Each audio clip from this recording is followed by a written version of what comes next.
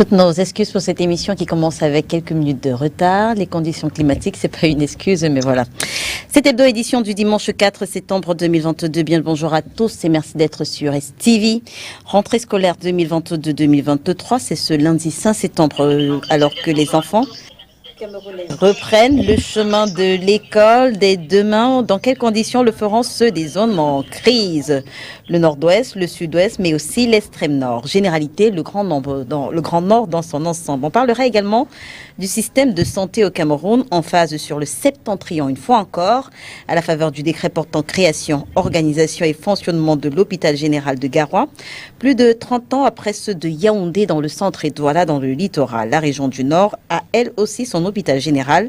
Quel problème vient résoudre cette formation sanitaire? Le septentrion peut-il enfin souffler en matière de qualité et disponibilité des soins? On parle de tous ces sujets avec le docteur Roger Etoa. Il est médecin. Bonjour docteur et merci d'avoir accepté notre invitation.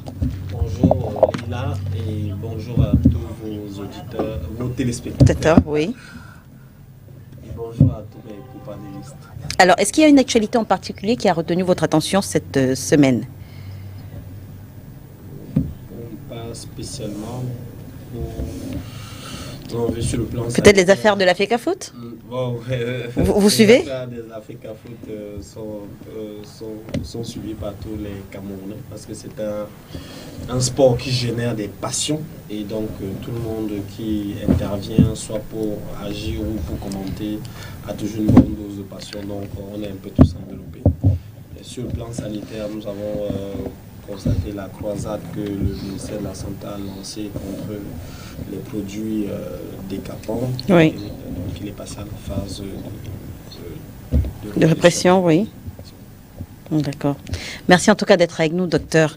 À côté de vous, Sylvanus Moutaga, voilà, il est du Mouvement pour la Renaissance du Cameroun, mais il est surtout enseignant. Bonjour et merci d'avoir accepté notre invitation. Thank you so much, Lila, for this invitation, and special good morning to the people of Batibo subdivision and those of Kruku village, that is my village, and special good morning to those of Bumaka village and those in the southwest region, because I'm just from the southwest region this morning, where I spent almost about 72 hours at my 16. Permit me greet those of my 16, especially my my auntie and the husband that are watching this program this morning, Mr. Acha Barnabas and Madame Salumen. Special good morning to all the millions of sympathizers and the militants of the Cameroon Renaissance Movement who are watching this program this afternoon. And you told me that last week you were in Bamenda, right? Yes, I was in the northwest. I was in Bamenda last week. I went down right to Batibo subdivision, yeah. And from there I crossed down to Banso because my wife is from Banso.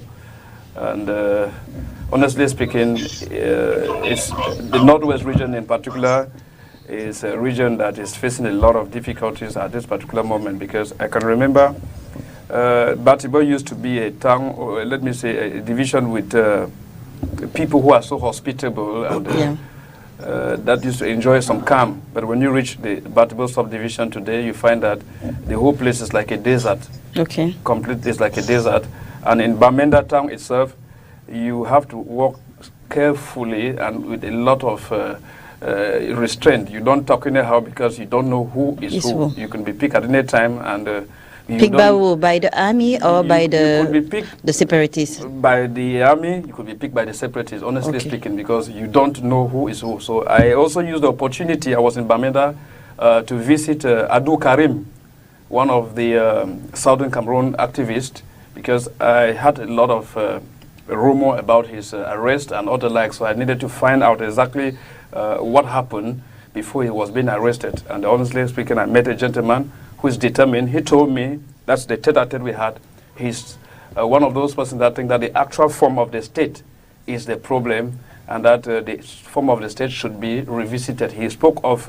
is he between the people who are fighting in the bush? He is not between those who are fighting. He's one of those who have been advocating for the peaceful resolution of the Anglophone crisis. Okay. So He used to be a panelist on most of the TV platforms. So I remember in 2019, before my arrest, we shared a program on a sister channel with him. So when I got off his arrest, I said, let me visit him, ask him what should be the next step forward to ensure that peace and serenity returns in the Northwest region, because he is one of those activists that is highly hurt. He's not based in the diaspora, he is based in Bamenda. Okay. And he has always gone to meet the governor and other stakeholders to discuss the resolution of the Anglophone crisis. So if you have somebody like Adu Karim, who is based in Bamenda, who is not, that is difficult to assess, I think it's one of those persons you should go closer to find out. He seems to represent an idea, and to talk with him is quite salutary. Thank you, Sylvanus, for being with us this Sunday. En face de vous, on reçoit Amadou Oumara. Il est du Rassemblement démocratique du peuple camerounais. Bonjour, Monsieur Oumara, et merci d'avoir accepté notre invitation ce dimanche. Bonjour Leila, bonjour aux co-panélistes, bonjour à tous les fidèles téléspectateurs de la STV. C'est un grand plaisir, comme d'habitude, de représenter la communication de notre grand parti politique, les RDPC, sur votre plateau. Nous vous remercions de convier toujours les grands partis sur vos débats dominicaux. Merci de nous avoir conviés. Qu'est-ce que vous pensez de la bataille qui est actuellement menée contre la dépigmentation au Cameroun? Et vous voyez, Leila, dépigmentation volontaire de la peau. Votre teint naturel. Et nous voulons et nous souhaitons revaloriser notre identité africaine. Et je suis de tout cœur avec le ministre Malaouda Malachi qui a lancé l'opération Non Onyangsa. Il faut qu'on l'accompagne dans ce sens. J'ai vu ces équipes ont été descendues sur le terrain pour essayer de saisir tout le stock de ce genre de médicaments qui est nocif pour la santé publique. Le docteur Doua est ici, qui peut nous donner les détails par rapport à ce sujet. Je pense qu'il faut qu'on reste authentique et ne pas trop essayer de se métamorphoser avec ce qui se passe de l'autre côté, parce que vous voyez, le monde est en train de se métamorphoser, de se globaliser davantage, mais restons authentiques avec notre identité qui est africaine. Parce que vous voyez, Leila, à un moment donné, on peut semer de la confusion entre les Africains et les autres. Si nous, on veut les ressembler, pourquoi pas eux? Pourquoi les autres ne veulent pas devenir noirs comme nous? Mais nous, on veut les copier, c'est-à-dire mettant en péril notre santé. Alors, des reproches ont été faits au ministre de la Santé, notamment par certaines femmes sur les réseaux sociaux qui pensent que le ministre devait prioritairement s'occuper, par exemple, de l'accès à l'eau potable au Cameroun, qui est également un véritable problème, une meilleure qualité des soins dans les hôpitaux. Qu'est-ce que vous en pensez? Mais vous voyez, là, c'est tout à fait normal. Ça, ce sont les problèmes sociaux de base qui sont inhérents à la vie humaine. Et je pense que le gouvernement de la République, on va arriver avec les thèmes qui parlaient de la création, l'organisation et le fonctionnement de l'hôpital de Garoua. C'est tout à fait normal. Les gens estiment qu'il fallait faire de la priorité à certains besoins sociaux de base. Mais la santé publique aussi doit être garantie. Quand quelqu'un peut occuler un produit qui va lui rendre malade, s'il est malade, il peut ne peut pas être utile pour la société. Les gens font de l'amalgame entre les deux. À chaque fois quand l'action publique qui est dans le sens de respect des règles de la société, d'aucuns pensent que pourquoi les problèmes de l'eau, les problèmes de la vie chère, ils font de l'amalgame. Ce n'est pas la même chose. D'accord. Merci en tout cas d'être avec nous ce dimanche. À côté de vous, Ousseni Moussa Ousseni, il est acteur de la société civile. Bonjour et merci d'avoir accepté notre invitation ce dimanche. Bonjour, c'est d'abord un plaisir d'être avec vous aujourd'hui, surtout en ce moment important de l'histoire de notre pays. C'est tout à fait un grand plaisir de venir participer à ce débat afin d'édifier la population, nous également de nous édifier et voir dans quelle mesure peut-être avec les débats ou les échanges que nous aurons, nous pouvons édifier des milliers de téléspectateurs que vous avez ici à STV. Et je suis d'autant plus fier de trouver un de mes frères également. I'm so happy to see you here. I have a part of my family from Northwest. I'm also from Dawara, special in the Polo family. So I'm happy to be with you. Last time I was also in Bamenda to share the gift of back to school to all of our children, who many of them they have emigrated from the village to Bamenda, especially in Old Town. So I'm grateful to be with you to discuss about the critical situation of our country, especially in Northwest, and especially of all those villages around us. Merci en tout cas d'être avec nous ce dimanche. Et nous avons au téléphone l'artiste Idi Oulo, fils du Mayo Oulo et ancien membre du groupe Fada Kautal. Bonjour Monsieur Oulo et merci d'avoir accepté notre invitation ce dimanche. Oui, bonjour Laila, bonjour à tous les panélistes et puis un spécial bonjour aux compatriotes du côté du Nord et surtout du Nord-Ouest, lesquels je compatis beaucoup leur souffrance en ce moment. Alors, on va tout de suite parler de la rentrée scolaire. Sylvanus, vous revenez justement de Bamenda. Vous nous avez dit avoir été dans cette partie du Cameroun la semaine dernière et cette semaine, vous étiez justement à Boya. Quel est l'état des lieux à quelques heures seulement de la rentrée scolaire dans ces deux zones, le nord-ouest et le sud-ouest? Yeah, Madame Lela, beside the socio-political situation of the northwest region, the security crisis, you find that there is also what we call economic hardship. We are talking of back to school 2022, 2023. You would find out that there are parents in the northwest region who would want their children to go to school. Actually, likewise in the southwest region, but they are crying of economic hardship.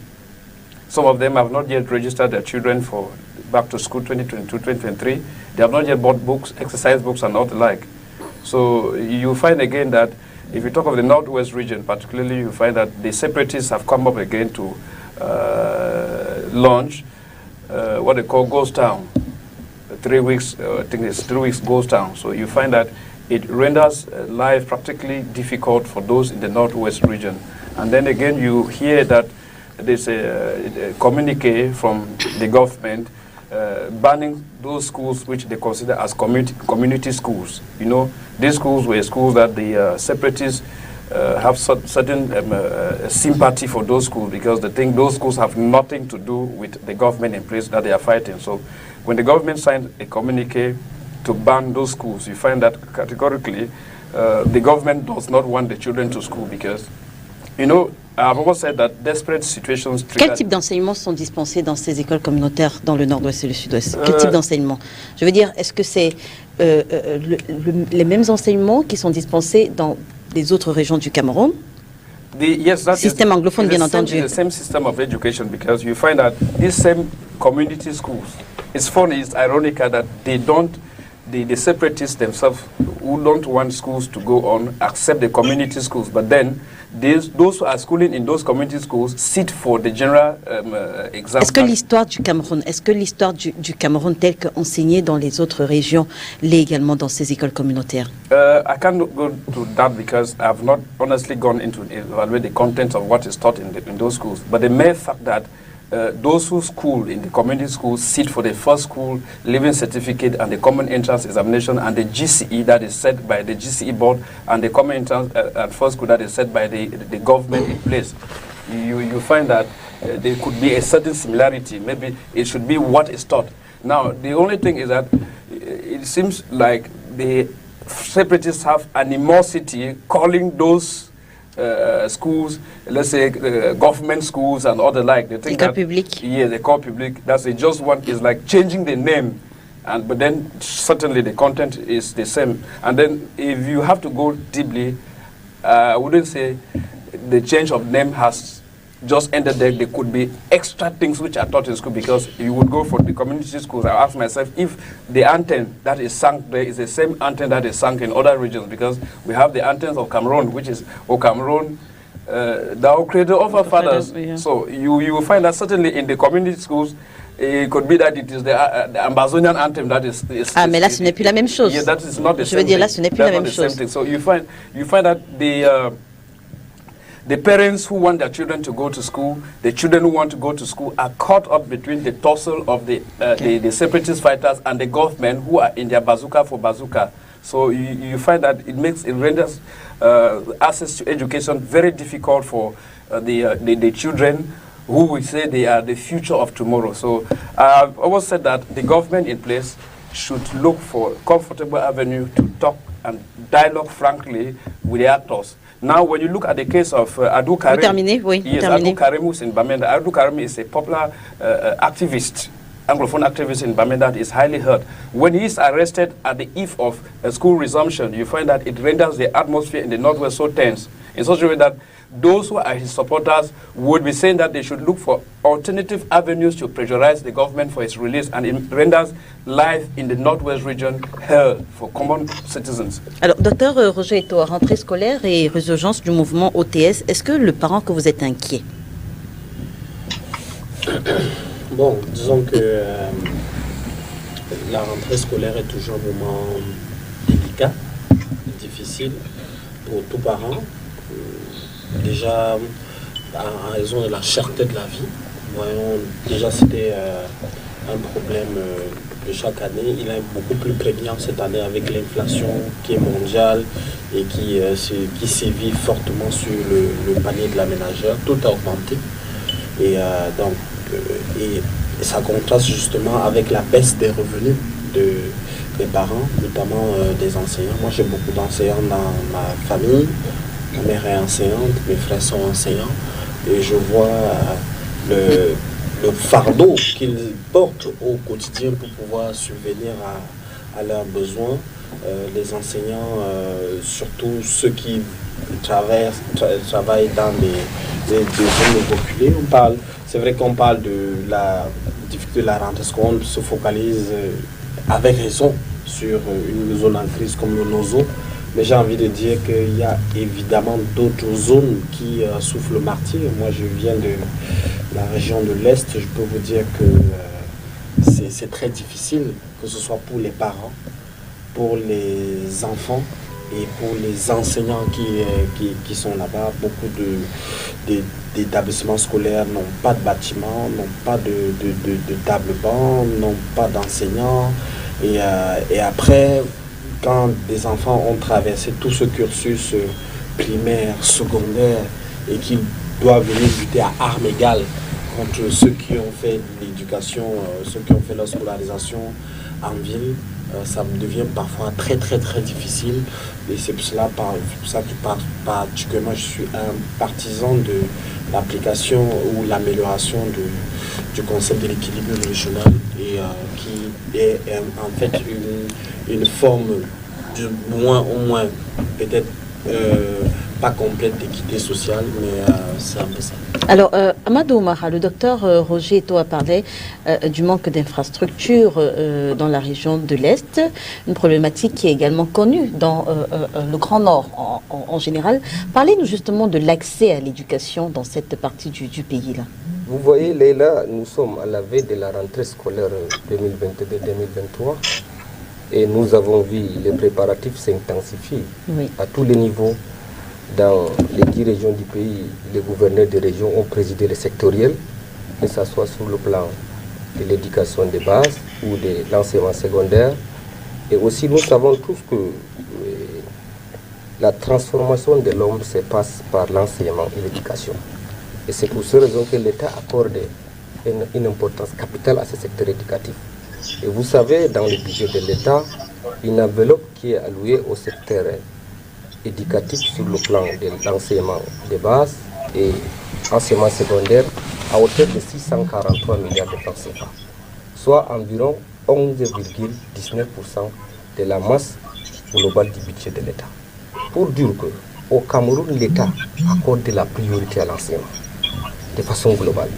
Et je pense que si on fait les statistiques par rapport au nombre des établissements scolaires, le nombre des établissements sur le plan maternel et de l'éducation de base, nous en dispensons plus de 22 000 éducations de base.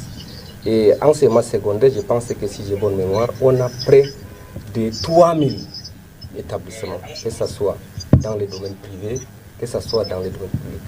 Et par rapport aux besoins, parce que vous voyez, chaque année, il y a des besoins énormes en matière d'infrastructures scolaires. Et l'État fait l'effort de créer les établissements. Et il y a la particularité des régions qu'on appelle les ZEP, les zones à éducation prioritaire, à l'instant de la région de l'extrême nord et celui de l'Est. Je pense qu'il y a des évolutions considérables dans ce sens, Même au niveau du ministère de l'Éducation de base et celui des enseignements secondaires, il y a des priorités, des facilités accordées à ces régions-là. Et c'est palpable. Et par rapport aux infrastructures, nous tous nous savons, l'État fait des efforts considérables pour les construire chaque année. Et les besoins sont énormes en matière de personnel enseignant, en matière de tables et bancs. Et avec la décentralisation, avec les collectivités territoriales décentralisées, il faut que chacun mette la main dans la pâte pour accompagner le gouvernement dans ce sens. Moi, je vois ailleurs les élites, les opérateurs économiques contribuent à l'édification de l'école. Ils construisent des écoles, ils construisent des hôpitaux et ils mettent à la disposition de l'État et de la communauté.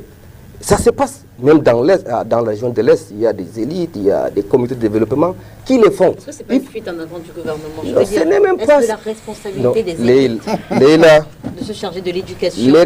L'école est Oui. de la compétence exclusive de l'État. Très bien. Il faut qu'on soit d'abord unanime à ce niveau. Et l'État a libéralisé ce secteur parce qu'il y a des besoins. D'où l'État permet aux particuliers de créer des établissements privés, laïcs ou confessionnels. D'où je pense que selon les chiffres, au Cameroun, nous disposons près de 1500 établissements privés, laïcs et confessionnels. D'où, même vous, si vous êtes prêt, vous pouvez créer votre école. Et l'État vous accompagne en numéraire et aussi en nature à travers les matériels didactiques. Si j'ai dit ça, j'ai dit si l'État peut autoriser à un particulier de créer un établissement, c'est tout à fait normal, les élites se regroupent, cotisent, construisent aussi des écoles pour accompagner l'État dans ce sens. Vous voyez, l'État seul ne peut pas faire ce travail. Chaque année, on a un boom démographique. Les villes se développent, les nouvelles quartiers naissent. Il faut construire des écoles, il faut construire des hôpitaux. Et il faut quand même, nous tous, on peut aller là, opération table et banc. On a vu des associations dans les grands nord partout, lors de la veille des rentrées, des opérations de distribution de kits scolaires. C'est à encourager. On accompagne les parents dans ce sens. D'accord. Alors, on a souvent parlé justement du manque d'infrastructures. Avant de revenir à vous, Monsieur Osséni, on a souvent parlé du manque d'infrastructures, ou même encore de l'école sous l'arbre. Un fait qui reste réel dans certaines parties du Cameroun, notamment le Grand Nord. Je propose qu'on prenne, en cette veille de reprise des classes, je propose qu'on prenne ces images qui nous viennent justement du Nord, et on se retrouve ici.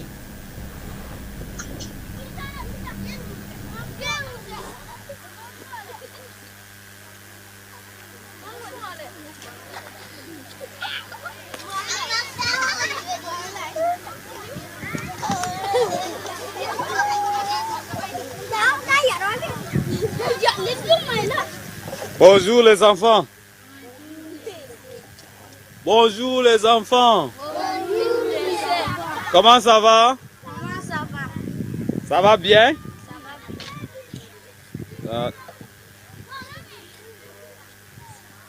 C'est quelle classe ici? CP. Quelle école? C'est quelle école? École publique? École publique de Ourelakwe. Ah, c'est bien.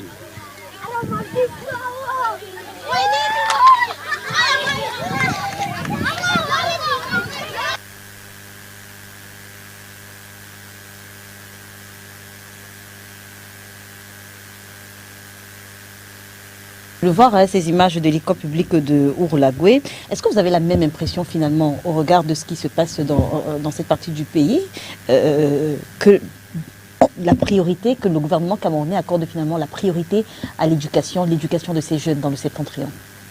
Écoutez, je suis très sidéré quand je vois une telle image et je ne partage pas l'avis de mon frère ici à côté par rapport aux efforts qui sont faits par le pouvoir public naturellement et même aussi par des élites. C'est vrai que depuis quelques années, nous observons des changements, mais ça c'est une honte pour notre pays, surtout en ce moment important de l'histoire de l'humanité. Nous sommes sans ignorer que l'éducation en général va d'un fait, c'est une politique généralisée dont le pouvoir public prend en charge pour accompagner, aider les ménages et les populations à mieux s'intégrer dans la vie active. Mais sauf que, sans l'ombre d'un doute, avec ce que nous venons de constater, ça c'est une très grande honte pour notre pays et pour certaines élites de certaines zones. Parce que, sans vous mentir, il y a beaucoup plus de cultes et de personnalités et de promesses non tenues qui qui font en sorte qu'aujourd'hui, on a comme l'impression qu'il y a des avancées très majeures. Mais sauf qu'il reste beaucoup de choses à faire. Ça, c'est le cas patent de la région de l'extrême nord. Moi, j'ai eu l'occasion aussi de voyager dans certaines régions comme le sud, l'est, dont j'ai constaté personnellement des établissements qui sont vides et qui manquent des structures. Alors, on peut dire de manière globale que dans ce pays, il y a une structure éducative qui existe, mais il n'y a pas l'éducation en elle-même n'est pas prise en compte réellement comme il en faut. Parce qu'aujourd'hui, quand vous voyez ces jeunes qui se battent nuit et jour pour apprendre, et ils apprennent dans ces conditions, je ne pense pas qu'on puisse dire qu'il y a une avancée majeure. Autre chose, c'est que l'éducation au XXIe siècle devait s'adapter avec l'évolution conjoncturelle de tous les autres secteurs. Lorsque le développement sur le plan organisationnel, sur le plan de l'infrastructure même routier, et même aussi du déploiement de l'énergie et de l'eau, faire étalage de certaines choses, on ne peut pas dire avec certitude que les gens sont très à l'aise. Oui. Mais maintenant, on ne peut pas se limiter dans une zone. Comme je vous ai dit, c'est un problème des Camerounais, et ce problème touche tous les secteurs et toutes les zones. Ici, quand vous allez au nord, au sud, à l'est, à l'ouest, le problème reste identique. Et qu'est-ce qui gêne dans ce facteur? C'est le facteur de la corruption, le népotisme. Et le programme, il est fait, mais de manière pas du tout très consensuelle. Parce que vous avez certaines des élites qui ne jouent pas réellement leur rôle dans cette société. Tout à l'heure, le jeune frère a évoqué quelque chose de pertinent. C'est-à-dire l'enseignement devrait être accompagné par certains individus qui se proclament des élites. Mais ce n'est pas les mêmes engouements qu'on voit lorsqu'on a des associations caritatives et autres qui vont de l'autre côté. On s'attarde à dépenser d'énormes sommes d'argent pour faire des choses dans le folklore et autres. Mais la réalité en elle-même n'est pas prise en compte. C'est vrai, compte tenu du contexte socio-économique de notre pays, on ne peut pas dire que l'État en lui-même a les capacités et les possibilités d'accompagner objectivement cette éducation.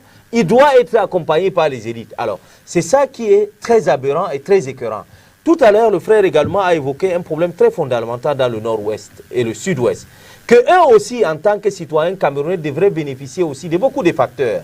Les facteurs liés à l'enseignement en période de crise. C'est vrai, cette circulaire qui empêche par exemple les écoles à n'importe quel niveau et que des gens s'autoproclament des enseignants et autres, ça c'est pas une logique parce que dans la NAP, dans la nouvelle approche pédagogique, on devrait suivre une législation, un programme bien établi afin que les choses ne viennent pas de part et d'autre. Je vais vous donner un facteur des risques par exemple, pour finir, dans le Grand Nord. Vous avez un grand phénomène qui est le phénomène de Boko Haram. Le Boko Haram n'est pas toujours un phénomène d'armes, c'est un problème d'enseignement. Alors si on peut permettre à tout le monde d'enseigner à tous les enfants ce qu'ils doivent enseigner, ça veut dire qu'on ne peut pas assainir les mœurs, on ne peut pas contrôler les enfants. Alors on est obligé, quelle qu'en soit l'école, de s'adapter, de se rabattre vers le pouvoir public qui est le garant de l'éducation dans notre pays. Mais c'est vraiment écœurant ce que nous constatons. Alors, Idi Oulo, vous êtes justement celui qui avait réalisé les vidéos que nous avons, diffusées. Dans quel contexte est-ce que cette vidéo a été filmée et aussi le pourcentage de ce style d'école dans le Grand Nord? Est-ce que ça mérite réellement qu'on déclenche la sonnette d'alarme?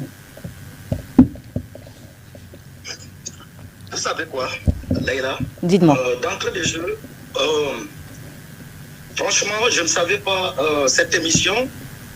J'allais avoir affaire à des perroquets, n'est-ce pas? Je suis désolé. D'accord. La vidéo a été tournée par un compatriote, un frère du département du Mayoulouti.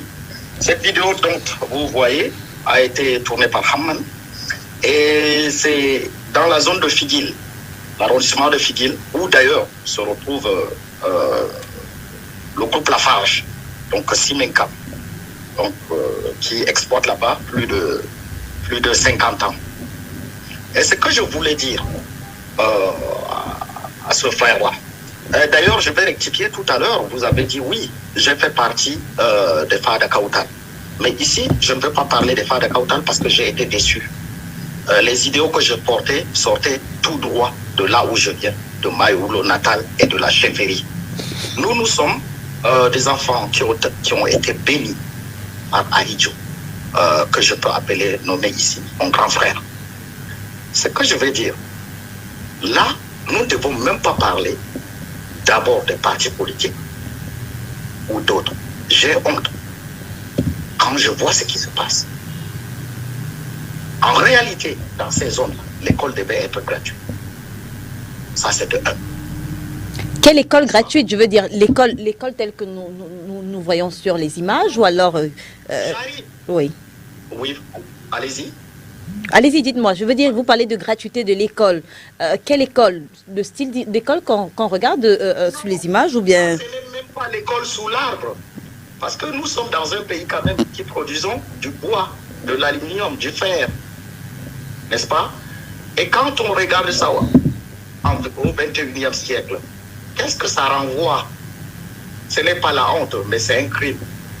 Ces gens-là qui vous gouvernent en ce moment, ils ont eu des écoles dorées. Monsieur Paul, en lui-même là, mon tonton comme je l'appelle, il a bénéficié de ces écoles-là. N'est-ce pas? Ok? Et dire que le gouvernement a fait des efforts et machin, blablabla, blablabla, ça me désole. D'accord? À un moment, il faut que les gens redeviennent sérieux dans ce pays. On a laissé la cour, les gens se sont amusés. À un moment, on a cru que la sérénité serait revenue. Ça, c'est pas une école. Et ça me révolte. J'ai commencé à œuvrer pour des écoles depuis 2003. Je veux dire, il y a beaucoup d'écoles comme ça. Il y a beaucoup d'écoles comme ça dans le Grand Nord, dans l'extrême Nord, le Nord, la Damava. Je vous envoie des mêmes pires que ça. Ah, ça sert à quoi? On crée une école et qu'il n'y a même pas d'instituteurs et il n'y a même pas un emplacement. N'est-ce pas? Il faut qu'on arrête de jouer avec la vie, de faire des lances de demain. D'accord. Alors, on reviendra avec vous, mais d'abord avec Sylvanus. École sous l'arbre, école dans les hangars, particularité du Grand Nord ou fait réel dans plusieurs régions du Cameroun. Et l'autre chose également, c'est que vous êtes enseignant. Qu'est-ce qui démotive en général les enseignants d'aller s'installer dans ces régions, dans cette région particulièrement du Cameroun, lorsqu'ils sont affectés là-bas? Madame Léla, je voudrais dire une chose. Vous savez, là où il y a manque d'eau, manque d'électricité et d'autres facilités, c'est difficile pour les êtres humains d'aspirer à aller habiter dans cette zone, surtout ceux qui sont habitués à une vie aisée. Vous devez comprendre que la plupart des enseignants qui passent des années dans les centres de formation rêvent d'aller enseigner là où les conditions de vie sont plus favorables. Et si le gouvernement a décidé d'abandonner les zones comme le Grand Nord, il y a cela quelques mois, nous avons vu des grèves. Et je crois que c'était même pas des grèves, mais c'était comme une guerre tribale. Une guerre entre le Moscou et les Rachois. C'était fait de quoi? Il y avait manque d'eau. Manque d'eau. Vous savez, dans les zones comme ça, qu'il y a manque d'eau, vous ne pouvez pas demander à un enseignant qui, peut-être, je vais prendre un enseignant dans les zones qui vient du littoral, qui est du sud, ou peut-être qui vient même dans les zones en guerre, comme le Nozo, qui a l'abondance d'eau, d'aller enseigner là-bas, et il entend toutes ces choses. Il préfère aller dans le maquis. C'est juste du fait que le gouvernement lui-même, il n'est pas sérieux. Parce que si le gouvernement est vraiment sérieux, nous savons que dans le Grand Nord, ce que nous appelons en anglais le life wire, c'est l'agriculture. Ils font l'élevage et toutes les autres choses. C'est juste l'élevage et l'agriculture, comme on peut dire. Et c'est ça qui leur donne de l'argent pour sponsoriser leurs enfants dans les écoles. Tout à l'heure, j'ai entendu mon frère du RDPC, je m'excuse parce que dans l'éducation, je n'ai jamais voulu à ce qu'on fait le débat partisan pour dire je suis de tel parti politique ou l'autre, mais dans le langage, on descend toutes ces choses qui n'est pas de tout bien pour le fonctionnement de notre système éducatif dans ce pays. Je pense que quand on veut parler des choses sérieuses, il faut dire la réalité, parce qu'on dit souvent la vérité libère. Parce que si on reste à tromper les gens en ce qui concerne l'éducation, dans le Grand Nord, j'étais là-bas en 2020, Je suis arrivé en 2020-2021, je suis arrivé jusqu'à Tokombere, le village de l'actuel président de l'Assemblée nationale. Je suis arrivé là-bas parce que j'ai accompagné mon camarade du parti, Mamadou Mouta. J'ai trouvé les écoles en route, en bordure de route, comme vous l'avez vu. C'était en 2020-2021, comme ça. J'étais étonné et j'ai pleuré les larmes. Parce que quand tu entends souvent pendant les élections, on dit le Grand Nord a donné 100% au RDPC. Je me demande dans quelles conditions le Grand Nord peut donner 100% au RDPC avec cet état d'éducation. Ou peut-être ils ont décidé d'ensevelir, ou peut-être d'abrutir le peuple juste parce qu'on dit quand vous n'êtes pas suffisamment informé, vous êtes déformé. Est-ce que le fait que le régime en place ne veut pas scolariser, ne veut pas à ce que le Grand Nord a l'accès à l'éducation, c'est parce qu'il veut les laisser dans l'ignorance perpétuelle pour le mieux gouverner, ou il y a qu'est-ce qui se passe. Mais c'est déplorable qu'au XXIe siècle, que tous les États du monde veulent à ce que tout le monde ait accès à l'éducation dans notre pays, dans le Grand Nord, qui compte prendre la plus grande population de notre pays. Le gouvernement continue à négliger le Grand Nord. Et c'est ça, je dis bien. Je voudrais que ceux qui nous suivent, s'ils sont des hommes et des femmes vraiment qui aiment le bien de notre pays, fassent leurs recherches pour comprendre que nous avons passé plus de 30 ans dans la manipulation. Les gens nous manipulent pour rester au pouvoir, mais qui ne veulent pas nous servir. J'ai parlé ici des zones du nord-ouest et du sud-ouest. Je dis bien, dans les moments de crise, de guerre, il y a ce qu'on appelle des décisions de désespoir. Quand vous êtes désespéré, vous pouvez laisser à ce que... Parce que quand on est en train de chercher à ce que les enfants partent à l'école et les grands continuent à faire leur lutte bizarre, cela ne favorise pas l'éducation des enfants. C'est-à-dire, je prêche une chose et je fais le contraire.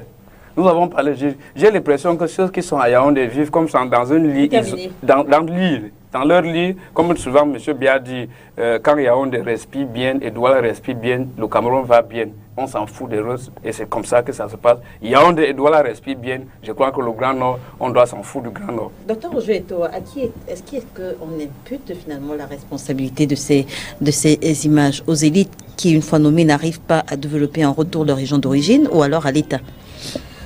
Moi, je pense qu'il y a un mauvais procès qui est fait contre les élites parce que ce n'est pas de la responsabilité des élites de développer les points dont ils sont originaires. Ils peuvent le faire par élan personnel, familial, attachement culturel, mais ce n'est pas de leur responsabilité. Moi, je pense que si vous côtoyez un certain nombre d'élites, peut-être, entre guillemets, vous aurez même pitié d'elles parce qu'elles vivent une pression sociale infernale, pression politique, pression administrative, et parfois même rien que si vous prenez le salaire, leur salaire pur, ça ne peut pas suffire pour essayer de résoudre un certain nombre de problématiques. Moi, je parle de l'école de mon village, j'essaie de contribuer depuis à peu près 5-6 ans, mais je vous assure que ce n'est pas facile parce que moi, il faut que je finisse avec ma propre rentrée scolaire de ma famille avant de voir comment je peux contribuer. C'est un mauvais procès qui est fait contre les élites. Moi, je pense que la solution, elle est connue de tous. L'éducation locale relève des communautés, des collectivités territoriales décentralisées. Même dans la loi qui instaure les collectivités territoriales décentralisées, les missions, c'est-à-dire que d'encadrement, d'orientation, de fonctionnement des structures scolaires sont sous l'autorité des collectivités territoriales décentralisées que sont les mairies et les régions. Et donc je pense qu'il faut tout simplement accroître les moyens administratifs, c'est-à-dire plus de responsabilités, les moyens financiers pour qu'elles puissent véritablement prendre le taureau par les cornes. L'État central doit rester dans des rôles de planification, de régulation de l'éducation au niveau national. Mais quand on voit une école, comme on a vu dans les images, ça doit rester sous le temps, on doit demander des comptes aux responsables de ces collectivités territoriales décentralisées. Je voudrais aussi rapidement, parce que le Cameroun a fait beaucoup de progrès au niveau de l'éducation. On culmine aujourd'hui à un taux de scolarisation qui frôle les 90%. Les plus élevés, parmi les pays les plus élevés en Afrique, le Cameroun a un taux de scolarisation oui, c'est classé. Vrai. Mais il y a une nuance. On a une nuance, on a une tache d'huile dans cette statistique, c'est que le taux de préscolarisation, il est très faible. Le nombre d'enfants âgés de 4 à 5 ans qui ne vont pas à l'école est inférieur à 40%.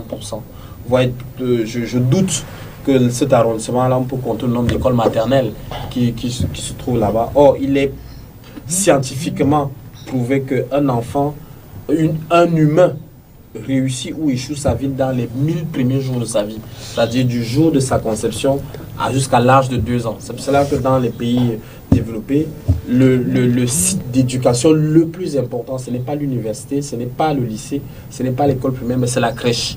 Donc nous, on n'a même pas déjà de crèche, et si on n'a même pas d'école maternelle, parce que c'est la base. Si vous n'avez pas une mauvaise fondation, si vous voyez ces enfants qui ils viennent à l'école très tard, la fondation n'a pas eu lieu, et vous aurez justement cette déformation qui va impacter tout au long de leur vie. Alors, Amadou Oumara, partant de là, qu'est-ce que vous pensez des revendications faites par Guibaï Gattama avec le mouvement 10 millions, je crois, de nordistes? Vous voyez, Leïla, il faut d'abord qu'on fasse un état des lieux. Un état des lieux de la situation des infrastructures éducatives à travers les pays. Et maintenant, on fait de façon spécifique, comme nous venons de voir, les Grands Nord et l'Est, parce que ce sont des zones à éducation prioritaire. Je pense que si on a un problème global, on va trouver des solutions globales. Et nous tous, nous sommes unanimes, les premiers responsables, c'est l'État. Mais l'État a besoin d'être accompagné. Par rapport aux revendications de mon grand-père, Guibaï Gattama, 10 millions de nordistes. Vous voyez... Parce que l'accès à l'éducation fait justement partie de ces revendications-là. Vous voyez, les revendications de Guibaï sont légitimes. Et le souci est qu'il y a d'abord le problème global et le problème spécifique. D'où il est impératif, on va faire un état des lieux de tous les problèmes globaux et on résout de façon spécifique, région par région. Ah, les problèmes que pose Guibaï Gattama sont légitimes? Bien sûr, c'est normal qu'un fils de terroir revendique les manquements dans sa localité. Je ne vois pas de problème à ce sens. C'est vrai que les gens, l'étiquette d'un tribaliste, ou peut-être c'est le repli identitaire, parce que les gens font la confusion entre la tribalité et le tribalisme. Si les gens se réunissent en communauté pour développer les coins, c'est pour tous les Camerounais. Oui. Et par rapport aux responsabilités des élites, et des opérateurs économiques des coins, je prends le cas de la région de l'Ouest. Quand vous partez là-bas, ces genres d'écoles sont très rares. Pourquoi? Parce qu'ils ont compris que si l'État n'a pas assez de moyens pour faire tout, et aussi ils vont apporter leur contribution. Pourquoi nous, on ne copie pas les bons côtés de nos compatriotes de la région de l'Ouest du pays? C'est tout à fait normal. Nous aussi, on peut se réunir en association, en comité, ça se passe, mais c'est insignifiant. Les élites du Grand Nord ont le moyen. Les maires, les députés peuvent se réunir pour acheter les tables et bancs, pour construire cette école-là. Ça coûte combien, Leïla? Donc en fait, c'est un manque de volonté. Mais je ne sais pas, il faut qu'on les interroge. Parce que nous-mêmes, en tant que Camerounais, quand on voit ces images, ça nous désole. Pourquoi? Parce que des personnes ne veulent pas prendre leurs responsabilités et croisent les bras, attendre tout de l'État. C'est ça le problème. Si quelqu'un se lève et il va rencontrer les maires, il dit « Ok, moi je vais construire cette école ». Beaucoup le font. On reconnaît, même maintenant, à l'heure où nous parlons, il y a des élites qui sont sur le terrain pour distribuer des kits scolaires et des tables et bancs, à l'instar de l'association, la communauté du Grand Nord, qui est déjà sur le terrain, à l'extrême nord, dans la Damawa, à l'extrême nord, pour dispatcher des kits scolaires. Et il faut que nous-mêmes, Leïla, je me rappelle une réunion qui a été présidée par le très honorable Kavaye Djibril, à la permanence des partis de Maroua. Il a rappelé, parce que ce problème a été posé en pleine réunion des élites. Le député Amadou Sali de Bogo a posé la question. Qu'est-ce qui se passe dans le grand nord du pays? Il a énuméré des personnalités qui ont occupé des postes stratégiques. Et jusqu'à présent, on a ce problème-là. Qu'est-ce qui ne va pas alors? Ce n'est pas le président de la République, son excellence M. Paul Biya, qui va quitter de l'Etoudi pour aller régler les problèmes des écoles à Garoua, Maroua, Yagua, Kaele, Kousseri et consorts. Non! À un moment, Leïla, il faut que nous-mêmes, on prenne nos responsabilités. On s'assoit, on lève les fonds et on construit des écoles, on achète des tables et bancs pour les Camerounais. Mais si on dit, ok, maintenant, ça c'est la honte pour les élites du département comment on appelle ça, c'est dans les guidères, non? Pourquoi ils ne se regroupent pas? Et même les tables et bancs coûtent 10 000 là. 100 tables et bancs, c'est combien? On se garganise avec nos gandoura qui coûtent dans les 1 million, 2 millions, mais voilà les priorités. D'accord. Alors, finalement, on se rend compte que chacune de ces élites, sinon la plupart de ces élites, milite pour un parti politique. Et ce parti politique qui est, à chaque élection présidentielle, est toujours sorti vainqueur dans cette partie du pays-là. Un commentaire peut-être. Écoutez, je suis très fier que mon ami politicien a reconnu certains facteurs. Je voudrais dire qu'aujourd'hui, c'est très aberrant de d'ignorer la réalité. Parce qu'aujourd'hui, comme je disais tantôt, nous sommes plus dans le folklore et dans le match vu. Nous ne faisons pas dans la réalité. Et on vous a pris un exemple terre à terre tout à l'heure. On vous a pris la région de l'Ouest. Et puis lorsqu'on va dans le Grand Nord, c'est vraiment une très grande honte parce que les élites aujourd'hui, de plus en plus, lorsqu'ils veulent l'électorat de certaines personnes, ils vont vers la population. Mais une fois qu'ils ont ce qu'ils veulent, ils sont déconnectés de la réalité.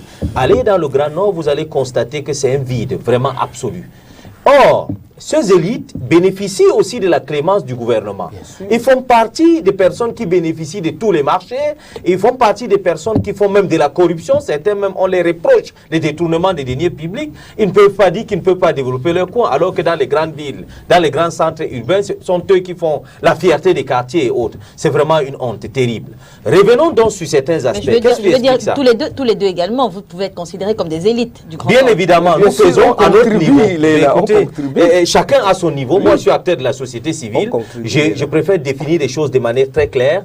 Et puis, comme je vous ai dit tantôt, à l'entrée des jeux, j'étais à Bamenda sur Old Town, j'ai donné des kits. Moi, je suis cadre des sociétés. Dans le cadre de nos entreprises, nous faisons également. Mais je suis sidéré de voir que dans le Grand Nord, aujourd'hui, il y a une léthargie inconsciente. Et comme il vous l'a dit, tout à l'heure, vous allez voir des gens avec des boubous, des gens bien du tout, mais vraiment le développement autocentré chez eux aussi, c'est vraiment une très grande honte. C'est à deux niveaux. La première des choses, les élites et certains responsables des organisations de ce côté, c'est pour cela que je salue le grand frère Guibaï, parce que quel qu'en soit le cas quand même, il fait des dénonciations objectives, parce que c'est un Camerounais et que le Cameroun a besoin de tous ses enfants pour évoluer, y compris les indécis. Regardez dans le Grand Nord, il y a un problème fondamental de la déperdition scolaire. Il y a un problème fondamental même de la jeune fille, qui aujourd'hui, à un moment donné, les jeunes filles vont en mariage précoce. Il y a un problème d'insécurité. Je vais vous prendre un exemple. Parfois même, on construit des établissements, vous constatez qu'il n'y a que 150 élèves. Ça veut dire que la sensibilisation n'est pas assez objective. Il y a un problème d'acte de naissance. La quasi-totalité des déclarations de naissance ne sont pas faites. Est-ce à imputer réellement ce problème au gouvernement? Non. Il y a la responsabilité des élites, il y a la responsabilité des parents, il y a la responsabilité de ceux-là qui trompent l'opinion publique. Madame, lorsqu'on part pour faire des événements folkloriques et autres, vous allez les voir, donner des milliers, beaucoup d'argent. On vous a pris l'exemple des tables bancs. Il a même exagéré, c'est 7 000 francs lorsque vous voulez faire ça en masse. Alors, qu'est-ce qui explique cette léthargie? C'est parce que les gens sont beaucoup plus dans le biaïsme et le mensonge, parce qu'ils trompent le grand-père. Parce que pour dire réellement, c'est vrai, vous avez dit quelque chose d'objectif. Et même la décentralisation n'est même pas prise en compte de manière effective. Est-ce que tous ces élus-là ont la possibilité de développer réellement leurs coins? Nous, dans le cadre de la société civile, nous recevons des plaintes de la part de certains élus locaux qui sont d'autres partis politiques qui n'ont pas la possibilité de soumettre leurs doléances et avoir l'acceptabilité. Je vais prendre un exemple, par exemple, dans le Mayo Bagno. On a un des élites qui a passé plus de 8 ans dans le pouvoir en tant que grand cadre, mais il n'a pas pu développer certaines choses, même proposées. Alors, on ne peut pas dire que le problème est imputé seulement au gouvernement, avec la libéralisation et beaucoup de possibilités que ce gouvernement aussi, de son côté, a donné aux élites la possibilité de développer le coin, ils n'en font pas assez.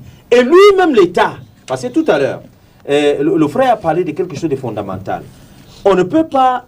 je pleure pour les enseignants, parce que nous également, nous accompagnons l'enseignement. Les enseignants dans ce pays pleurent énormément, ils sont dans des énormes difficultés. Et pour qu'un enseignant qui est vers Bankin, par exemple, dans une zone vraiment sinistrée, qui reçoit un salaire minimal, qui lui, pour percevoir même son salaire, est obligé de faire 30 km pour aller prendre, lui, il vit comment? Il n'a pas d'électricité, il n'y a pas d'eau. Parfois même les cités sont désertes, parfois même ces élites ne les accompagnent pas. Les gens font sa cour dans les services centraux pour être affectés dans les grandes villes. Est-ce à dire que ceux qui sont de l'autre côté sont oubliés? Point d'interrogation. Alors, il est très important que pour le développement de l'éducation, qu'on passe à plusieurs aspects. Mon cher frère, l'éducation est un problème de tous, pas seulement du gouvernement. C'est un problème des citoyens, c'est un problème du gouvernement, c'est un problème de prise de contact, de conscience collective. Alors, c'est ce que nous ne voyons pas automatiquement, c'est nos élites. Et je vais vous dire, si les élites du Grand Nord se réunissent ensemble, ils peuvent faire en sorte que ce désagrément que nous voyons puisse disparaître. Tout récemment, il y a eu une grande visite d'une grande organisation de la Première Dame. Allée dans le Grand Nord, il y a des individus qui s'est porté garant de donner 5, 6, 7 bœufs. Pourquoi on ne fait pas la même chose pour l'éducation? Et ça dit que l'éducation n'est pas importante. Alors je vais vous dire de manière concrète et globale, c'est un problème de tous. Ce n'est même pas un problème de partis politiques, mais il faut toucher le mal, n'est-ce pas, où les ressorts. Et puis comme on dit, quand on est noyé, on veut se libérer, même sur un serpent, on peut s'accrocher, et c'est ce dont nous avons besoin. Alors, un appel donc à tous ces élites pour une prise de conscience collective. On n'a pas un problème politique, mais on a un problème de développement du point. Le Grand Nord est purement déserte.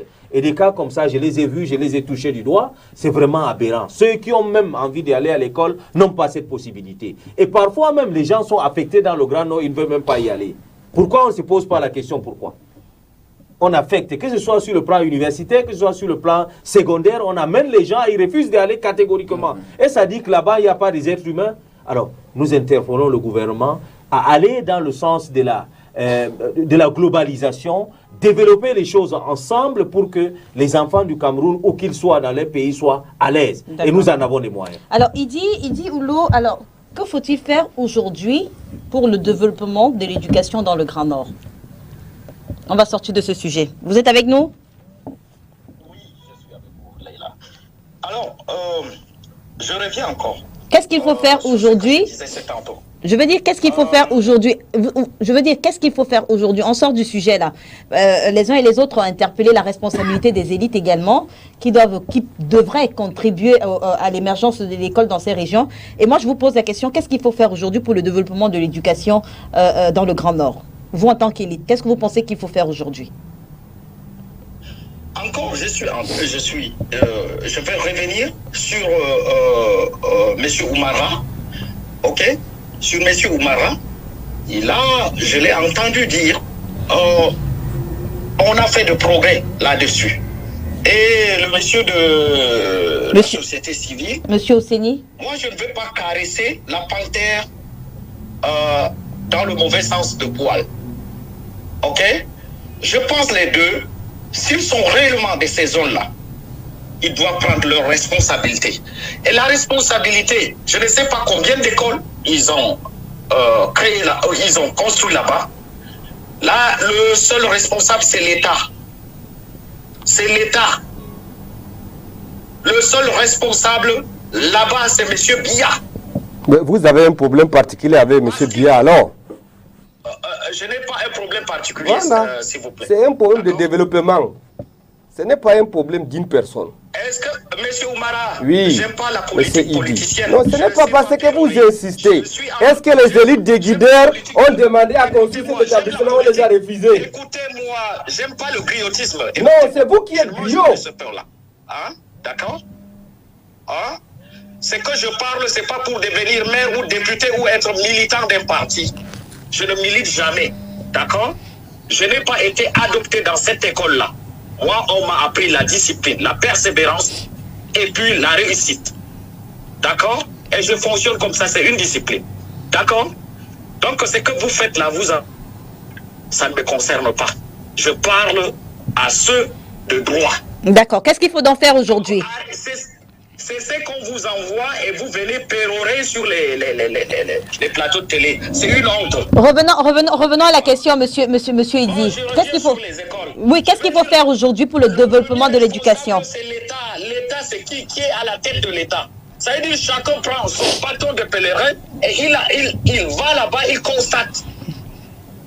C'est justement ce que j'ai dit ici. Oui, mais qu'est-ce qu'on fait aujourd'hui? On va rester là 40 ans et les gens sont assis à Yaoundé. Les élites même du Nord là-bas, ils viennent quand ils sont élus, ils sont là à regarder des popotins là-bas à Yaoundé ou à Douala. Tellement, c'est un paradis. Mais vous n'avez pas encore répondu à la question. Il faut qu'on arrête ça. Oui, vous avez souligné le problème. La solution, Oui. c'est qu'il faut dans le Nord, comme je le disais, c'est tantôt. Mais Oui. malheureusement, nous n'avons pas de temps pour développer. Je ne peux pas développer là. Déjà, je suis en duplex très loin. Oui. C'est que je demande à l'État du Cameroun. Et je lui donne d'abord ce mandat d'aller faire un rapport à son président de parti qui a usurpé l'UNC et qui devient RDPC. Vous voyez maintenant le problème. Non, mais c'est Idi, vous avez un problème.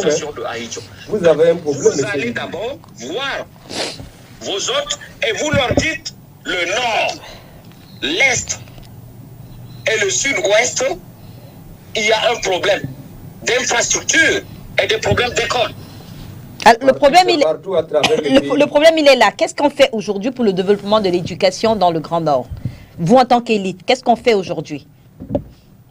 Qu'est-ce qu'il faut faire? C'est une histoire de rigueur. Madame Leïla, c'est un problème de rigueur. C'est un problème fondamental. Il faut que les gens cessent de détourner. Et après, ils viennent, ils tapent la bouche comme... Donc, en fait, ce que vous dites, c'est que... Ok. Ce que vous dites, c'est que le problème, c'est les détournements de fonds. C'est des détournements de fonds. Et ces gens ont passé 40 ans à faire ça. Ils sont élus pour leur ventre, parce que c'est des ventres. Vous pensez que des fonds ont été alloués justement pour la construction de ces écoles? Bien sûr, on m'a envoyé une vidéo là de Kabaye Gedjibin. Je vous ai dit, pour revenir, c'est tantôt, là, mon dernier voyage... Vous avez le pouvoir avec tout le monde, avec le président, avec les élites, finalement c'est vous le problème. Jusqu'à Diarwa, Ngamtere. J'y vais tout le temps, je suis rentré du Cameroun il y a 2 mois. D'accord. Je sais la réalité. Il y a des vidéos, si je vous envoie, vous allez tomber de nu. D'accord. Il faut que les gens cessent. On parle en fait de problèmes cruciaux et ils viennent parler du RDPC, de machin tout. D'accord. Ça, c'est un problème d'avenir. D'accord. Il n'y a pas un pays. D'accord. Il n'y a pas de génie tant qu'on ne met pas l'accent Merci. sur l'éducation. D'accord. Merci. Je suis désolé d'osser le ton. Merci, monsieur Idi. Alors, on va sortir du sujet avec vous, Sylvanus, de façon générale dans le nord-ouest et le sud-ouest. Est-ce qu'il est possible aujourd'hui de circonscrire la menace sécuritaire en cette veille de rentrée? Donc là, on parle de toute autre chose. On a fini avec l'extrême nord et on sort du sujet par le nord-ouest et le sud-ouest. Est-ce qu'il est possible aujourd'hui de circonscrire la menace sécuritaire en cette veille de reprise des classes? Je ne pense pas que c'est facile de le faire. Le fait que l'État ne peut pas attribuer à chaque citoyen du Nord-Ouest ou chaque élève un policier qui va le garder de chez lui et arriver à l'école et rentrer à la maison. Je dis bien, la seule chose que l'État peut donner aux citoyens du Nord-Ouest et du Sud-Ouest à l'heure actuelle, c'est des possibilités de faire fréquenter son enfant là où il se sent plus en plus en sécurité, que de lui obliger de suivre le chemin donc qui va le conduire à l'enfer. Parce que j'ai l'impression que l'État décide de créer l'enfer et pousse les gens à aller habiter là-bas. Pourquoi? La situation actuelle au Nozo, je peux dire c'est l'enfer qui est créé par l'État. Parce que l'État avait commencé à dialoguer par les mouvements du Southern Cameroun en 2016, jusqu'à on arrivait à des moments que tous ces gars ont été appelés des noms, les terroristes. On a vu une chose qui était une simple crise escalée jusqu'à arriver à la guerre aujourd'hui. Et aujourd'hui, à la veille de la rentrée scolaire, je vous ai parlé ici, je ne suis pas supporter d'un État en Bazonie, je suis Camerounais entier. Mais je vous ai dit, en ce qui concerne l'éducation des enfants, on ne s'amuse pas. Si nous avons donné le moyen à ces enfants de fréquenter l'année dernière, parce que je peux dire l'année dernière, les enfants au moins fréquentaient dans les régions du Nord parce qu'ils avaient l'accès à ces community schools et les autres qui étaient au moins les ambas, ils avaient une certaine sympathie, ils laissaient ces enfants fréquenter parce qu'ils ne disaient pas que c'était l'école de la République ou ceci, cela. Pourquoi cette année? Et je reviens à une chose parce que ça concerne l'éducation. À l'heure où je suis en train de parler, je parle avec l'âme aux yeux parce que nous avons plus de 106 militants du mouvement pour la renaissance du Cameroun qui sont dans les genres de la dictature depuis 2020. Je me demande donc pourquoi vous n'avez pas marché? Le professeur, monsieur Bouba, peut-être vous ne le connaissez pas. Je ne suis pas Bouba, c'est Amadou, en 2018, en 2019, j'étais parmi les militants du mouvement pour la renaissance du Cameroun qui avaient revendiqué. Je vous en prie. Je vous en prie. Ce n'est pas le sujet. Messieurs, ce n'est pas le sujet. Nous parlons de l'éducation. On parle de la rentrée scolaire. Je parle de la rentrée scolaire. S'il vous plaît, si j'ai évoqué la situation de nos camarades qui sont dans les prisons, c'est juste parce que eux aussi ont les enfants qui ont besoin de fréquenter. D'accord. Pourquoi M. Biya continue à leur garder dans les prisons? Quel est leur crime? Le fait de sortir et dire non, nous voulons le retour de la paix dans les zones du Nozo, ou nous voulons la réforme consensuelle du système électoral, ça leur vaut 7 ans d'emprisonnement. D'accord. Une détention de plus de 2 ans aujourd'hui, ça existe où? D'autres ne sont même pas jugés. En fait, il n'est pas évident de circonscrire la menace sécuritaire en cette veille de rentrée. Il n'est pas évident. Et le sud-ouest. Merci. On parle également du système de santé au Cameroun en mettant l'accent, je l'ai dit à l'entame de cette émission, sur le septentrion, une fois encore, à la faveur du décret portant création, organisation et fonctionnement de l'hôpital général de Garoua. Donc, plus de 30 ans après ceux de Yaoundé et de Douala, dans le littoral, la région du Nord a elle aussi son hôpital général. On y va avec vous, docteur, pour commencer. Quel est l'état de lieu de la promotion de la santé au Cameroun? La promotion de la santé est un concept différent, en fait, précis en santé publique, qui, s'il faut dire, expliquer trivialement, qui est d'empêcher les gens de tomber malades. Oui. Et tout. Donc, c'est une stratégie pré-hospitalière qui promeut par exemple la fourniture d'eau potable, l'éducation dont nous parlons, l'alimentation saine, un certain nombre de pratiques et également de vaccination et consorts. Donc je pense que pour l'instant il y a toute une direction qui s'occupe de la promotion de la santé au ministère de la Santé. Je pense qu'elle mène un travail avec les moyens qu'elle peut. Oui. On peut regretter que les moyens qui sont alloués à la promotion de la santé ne soient pas impressionnants, parce que je pense qu'ils ont moins de 2% du budget du ministère de la Santé. Oui. Il faut donc plutôt accroître cette part, parce que si on ne peut pas efficacement soigner tous les Camerounais, il faut au moins empêcher qu'ils tombent malades. C'est la stratégie qui a par exemple été employée dans un pays sous embargo comme Cuba, qui était complètement cerné, où aucun médicament ne pouvait arriver, tout était fermé par les Américains. Cuba a décidé de mettre en avant la promotion de la santé, oui, et d'empêcher plutôt que les citoyens tombent malades. Et donc, par exemple, ils ont beaucoup formé des médecins. Ils ont un ratio d'à peu près 1 médecin pour 100 habitants. Et donc, les médecins vivent quasiment accolés à la population. Et ils préviennent rapidement si un médecin a été à la fois votre pédiatre, votre cardiologue, tout au long de votre vie, et ils surveillent quand vous mettez à fumer, ils vous empêchent de fumer.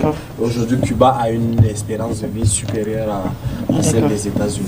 Alors, avant de poursuivre le débat, je propose qu'on prenne encore cette troisième vidéo qui revient justement sur la façon dont on s'approvisionne finalement en eau potable dans certaines parties du Cameroun. Je l'ai dit au cours de cette émission, on allait mettre l'accent sur le septentrion. On prend la vidéo, on se retrouve ici.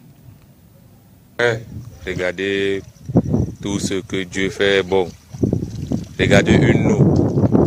que boivent les bœufs, les ânes et tout animal que cette femme est en train de boire. Rendons grâce à Dieu. Voilà cette région du nord où cette femme est en train de boire une eau où se lavent les ânes, les chevaux, les bœufs et toutes sortes d'animaux. Vraiment, rendons grâce à Dieu. Quand nous voyons comme ça là, louons Dieu, car beaucoup souffrent dans d'autres régions. Beaucoup souffrent dans d'autres régions, franchement. Voilà ces bœufs, ces animaux, voilà ces moutons qui viennent aussi s'abreuver dans cette eau, qui viennent aussi boire cette eau. Vraiment, rendons grâce à Dieu. Quand nous qui vivons à l'aise, on a un peu un quotidien chaque jour, nous buvons un peu de l'eau potable, rendons grâce à Dieu. Voilà ces animaux qui sont en train de boire aussi cette eau que cette dame est en train de boire. Et c'est là-bas qu'elles aussi boivent ensemble avec cette bête. Rendons grâce à Dieu. Que le nom de Dieu soit loué quand nous vivions à l'aise. Vraiment, regardez vous-même, je fais cette vidéo pour que beaucoup parmi nous sachent rendre grâce à Dieu. Ceux qui disent que Dieu n'existe pas. Qu'à partir d'aujourd'hui, après avoir partagé cette vidéo, que beaucoup louent le nom de Dieu. Si Dieu te donne ton pain quotidien, rends-le grâce. Si Dieu te donne le souffle de vie, rends-le grâce et bénis-le. Car pourquoi on souffre? Regardez ces petits garçons, juste de l'eau. Dans cette eau qu'elle va boire, regardez la couleur de l'eau. C'est une eau à boire qui est très potable pour eux.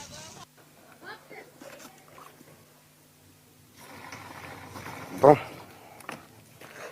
vous voyez là, c'est ça? Ok.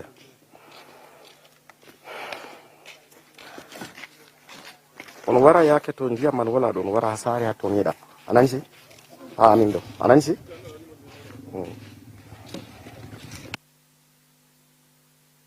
De la promotion de la santé, quels commentaires vous inspirent ces images?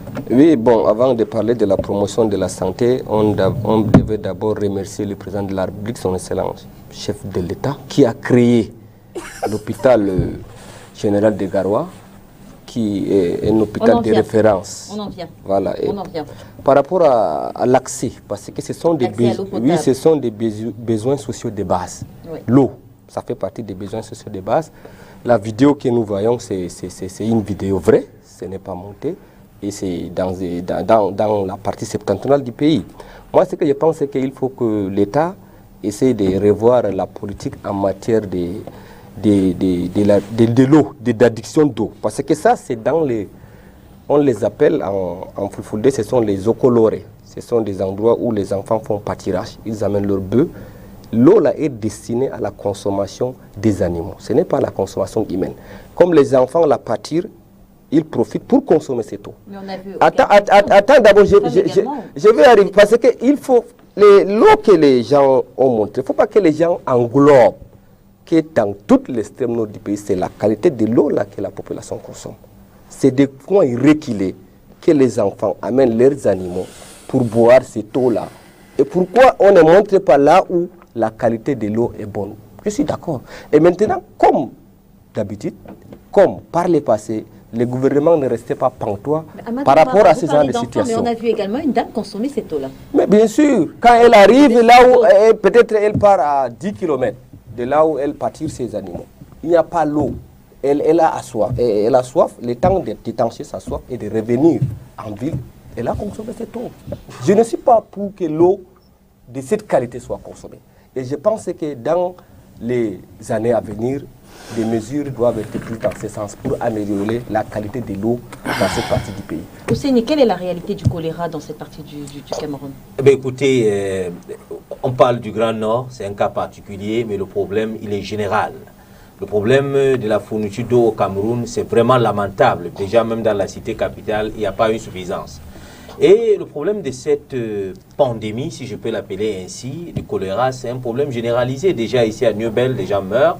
Dans le Grand Nord, c'est la merde, puisque les conditions... À Boya ou à Bamenda, récemment, il y a l'épidémie du choléra. Bien sûr, c'est universel, c'est autant pour moi. C'est national, je peux dire. Mais elle frappe de façon récurrente dans le Grand Nord. Elle frappe des patients récurrentes dans le Grand Nord. Il n'y a pas de soins adéquats, n'est-ce pas? Les gens ont de la peine à se soigner. Je suis très flatté quand je comprends l'effort qui a été fait, mais je suis quand même très sidéré de dire que ces individus, ceux qui sont à des milliers de kilomètres, comment vont-ils se déplacer pour quitter de leur zone pour Garoua? Point d'interrogation. La deuxième des choses, la politique de la promotion de la santé, si elle est faite avec des limites. Parce qu'aujourd'hui, même des médecins qui sont censés soigner ces individus ne sont pas contents parce que le système ne leur permet pas de s'épanouir dans leur métier. D'où la prolifération des centres de santé fantômes fictifs qui ne cessent de tuer des enfants du jour au lendemain. Ça, c'est un problème fondamental. Ce n'est pas seulement le Grand Nord. Le problème, il est partout. Mais c'est plus accentué dans le Grand Nord parce que les efforts qui devraient être faits ne sont pas faits de manière... Le problème est partout qu'on ne devrait pas le résoudre. Je veux dire non, que... les problèmes doivent être résolus de manière unilatérale, à tous les niveaux. Il n'y a pas un Camerounais qui est spécial par rapport à l'autre. Je vous ai pris un exemple patent. Ici à Niobel, où les prisonniers meurent à cause du choléra. Alors, je pense que la prise de conscience doit être collective et ensemble.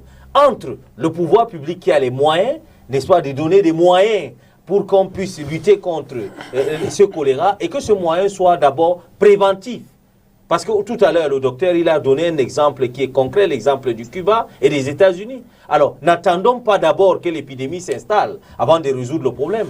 Le problème de l'eau potable conduit automatiquement et scientifiquement vers des maladies et des maladies qui sont comme les choléra et bien d'autres. Il y a aussi la rougeole, ce n'est pas seulement le choléra dans le Grand Nord. Est-ce que vous n'essayez pas de rationaliser, de limiter le problème en disant que finalement cette réalité-là est vécue dans tout le Cameroun? Non, on est limite, le problème il est grave. Mais nous faisons une interpellation pour que les Camerounais ne se disent pas qu'il y a un problème de préférence. Moi, je ne veux pas qu'on se limite dans une coquille. Le problème, il est là. Je vous ai dit, quand vous êtes dans le centre de Yaoundé, dans l'arrondissement de 2 et de 3, vous constatez les mêmes faits. Et même ce problème que vous avez constaté, ce n'est pas seulement l'apanage du Grand Nord. Alors, ce que je vais dire, c'est que si on va résoudre le problème, il faut toucher le problème à la base. Les pouvoirs publics doivent prendre leurs responsabilités et les élites doivent dénoncer et signaler. Lorsque une personne fait des promesses fallacieuses, il montre ce qui n'existe pas. Ça veut dire qu'automatiquement, le pouvoir ne viendra pas. Alors, je pense que ce qui est important à retenir, madame, c'est de savoir que ce problème, il est existentiel et il faut le résoudre à la base. Et pour le résoudre, il faut lutter contre certains facteurs liés à la fantaisie, comme la corruption, le signalement, et éviter aussi de dire ce qui n'existe pas. Ces enfants sont des êtres humains.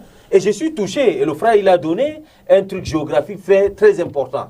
Il a parlé des pâturages et autres. Mais il y a des ménages aussi qui n'ont même pas d'eau. Il y a des robinets que lorsque vous ouvrez, ce n'est que la saleté qui apparaît. Même ici, à Douala, alors le problème n'est pas résolu. Alors je pense que le problème de la santé, il est national. Ce problème est national, il faut toucher le problème à la base. Commencez d'abord par assainir le milieu, parce que le milieu est assez corrompu. Aujourd'hui, même des hôpitaux qui sont existentiels chez nous ici, on ne parvient pas à donner des soins de santé adéquats à des malades. Alors ça, c'est des questionnements qu'on se pose de temps à autre, nous, en tant qu'acteurs de la société civile, en interpellant le pouvoir public qui a les capacités et les moyens, n'est-ce pas, d'accompagner la santé au Cameroun et de faire cette promotion de la santé qui est très importante. En mettant en application le processus de la décentralisation, donner la capacité et le pouvoir aux collectivités territoriales décentralisées de eux-mêmes gérer les hôpitaux. C'est ça qui est important, que quelqu'un ne quitte pas de Yaoundé pour venir gérer ce qui est ici, dans les arrondissements et dans les départements. Alors, Idi Oulo, je pense que les images également, vous avez pu les voir. Qu'est-ce que vous pensez de l'offre en matière de santé dans le Septentrion? Allô? Allô? Idi Oulo, vous êtes avec nous? Bon, oui. Voilà. Oui, qu'est-ce que vous pensez? Oui. Oui, vous m'écoutez? Oui, on vous entend très bien. Vous m'entendez? Très bien. Et voilà. Je suis ébahi. Vous comprenez? Là, j'ai affaire à deux individus.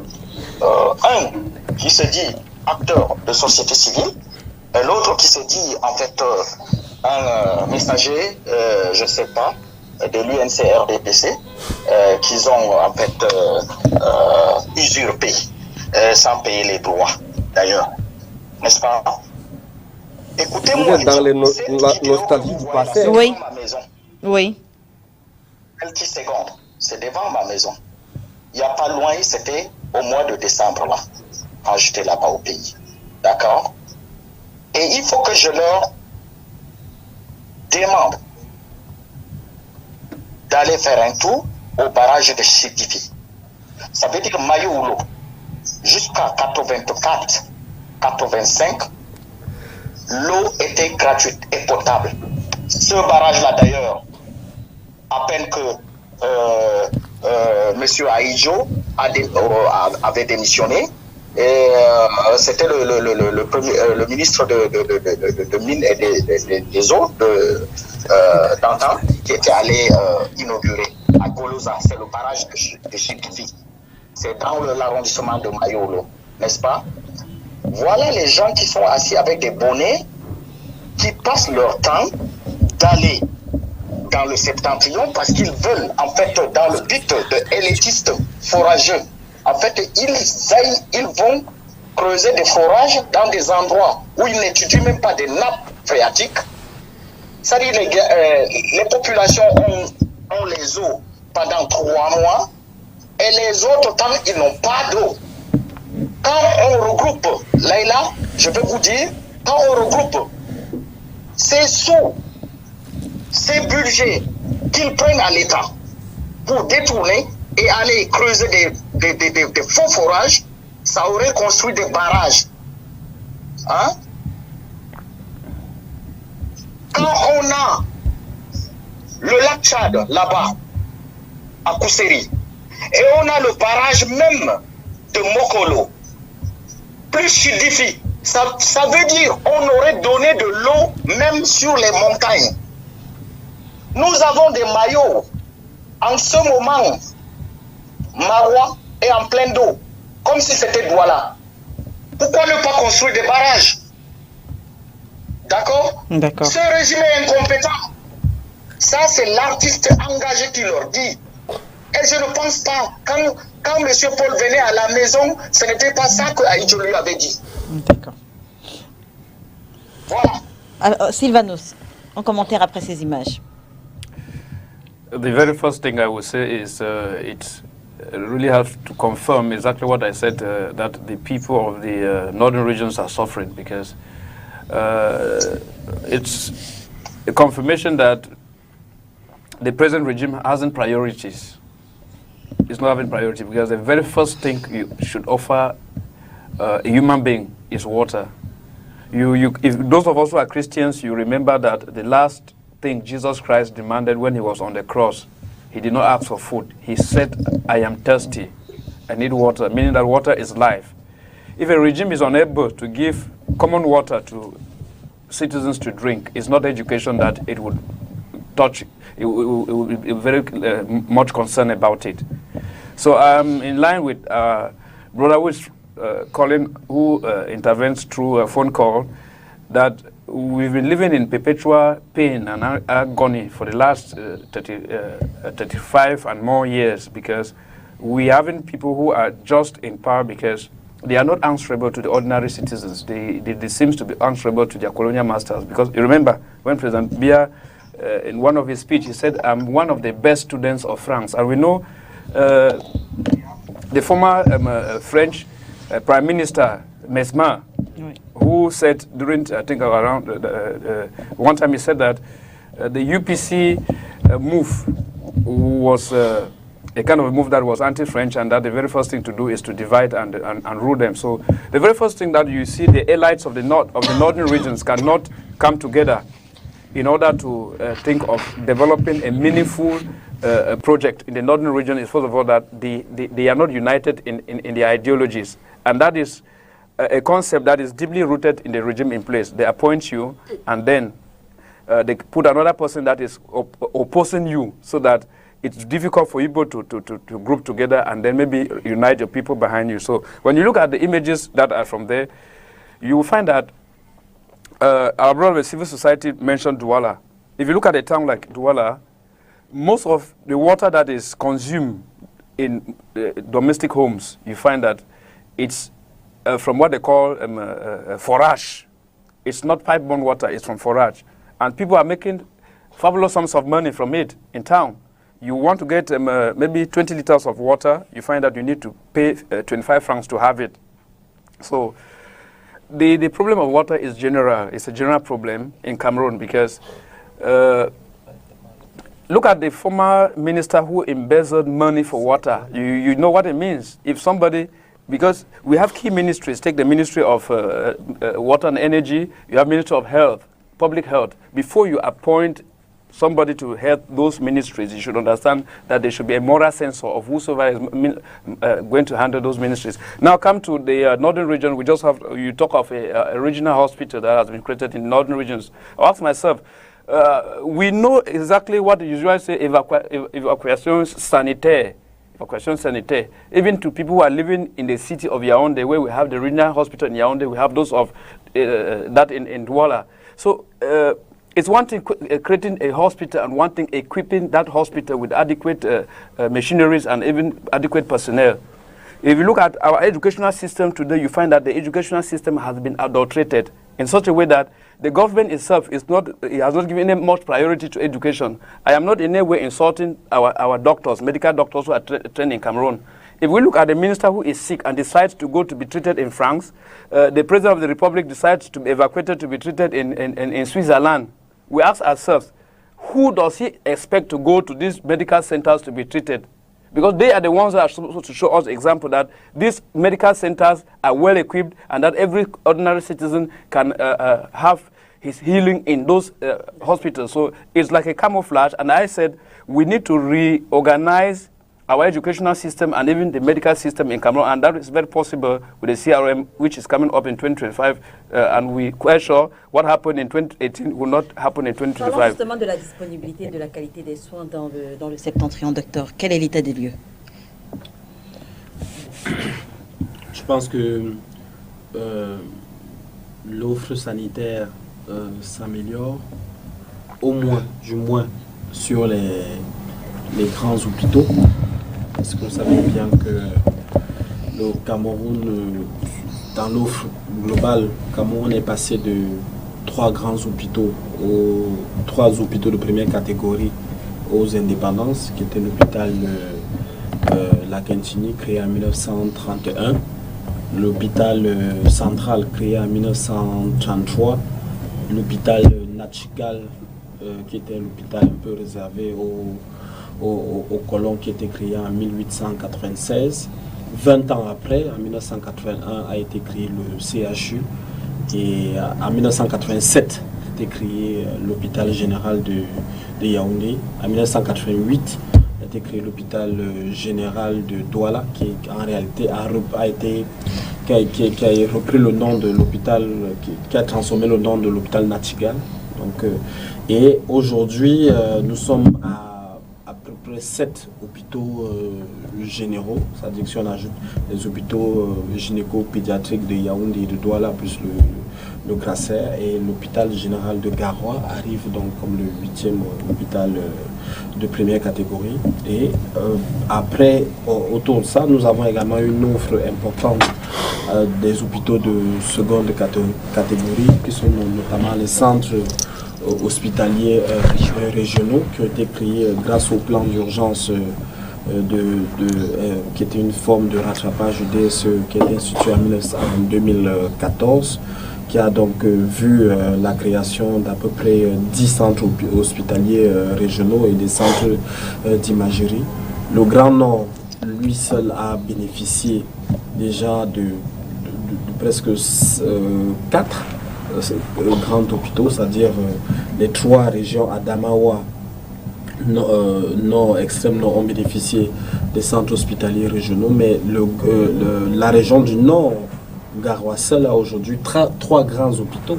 C'est-à-dire que l'hôpital régional, le centre hospitalier régional et le centre qui était d'abord le centre de l'hôpital de référence qui vient d'être transformé en hôpital général. Donc Garoua seul, aujourd'hui, c'est en train de devenir un vrai technopole de médecine, notamment qui va être spécialisé surtout dans les affections de neurochirurgie. Madame Leila, please, I would like to ask just a question to doctor.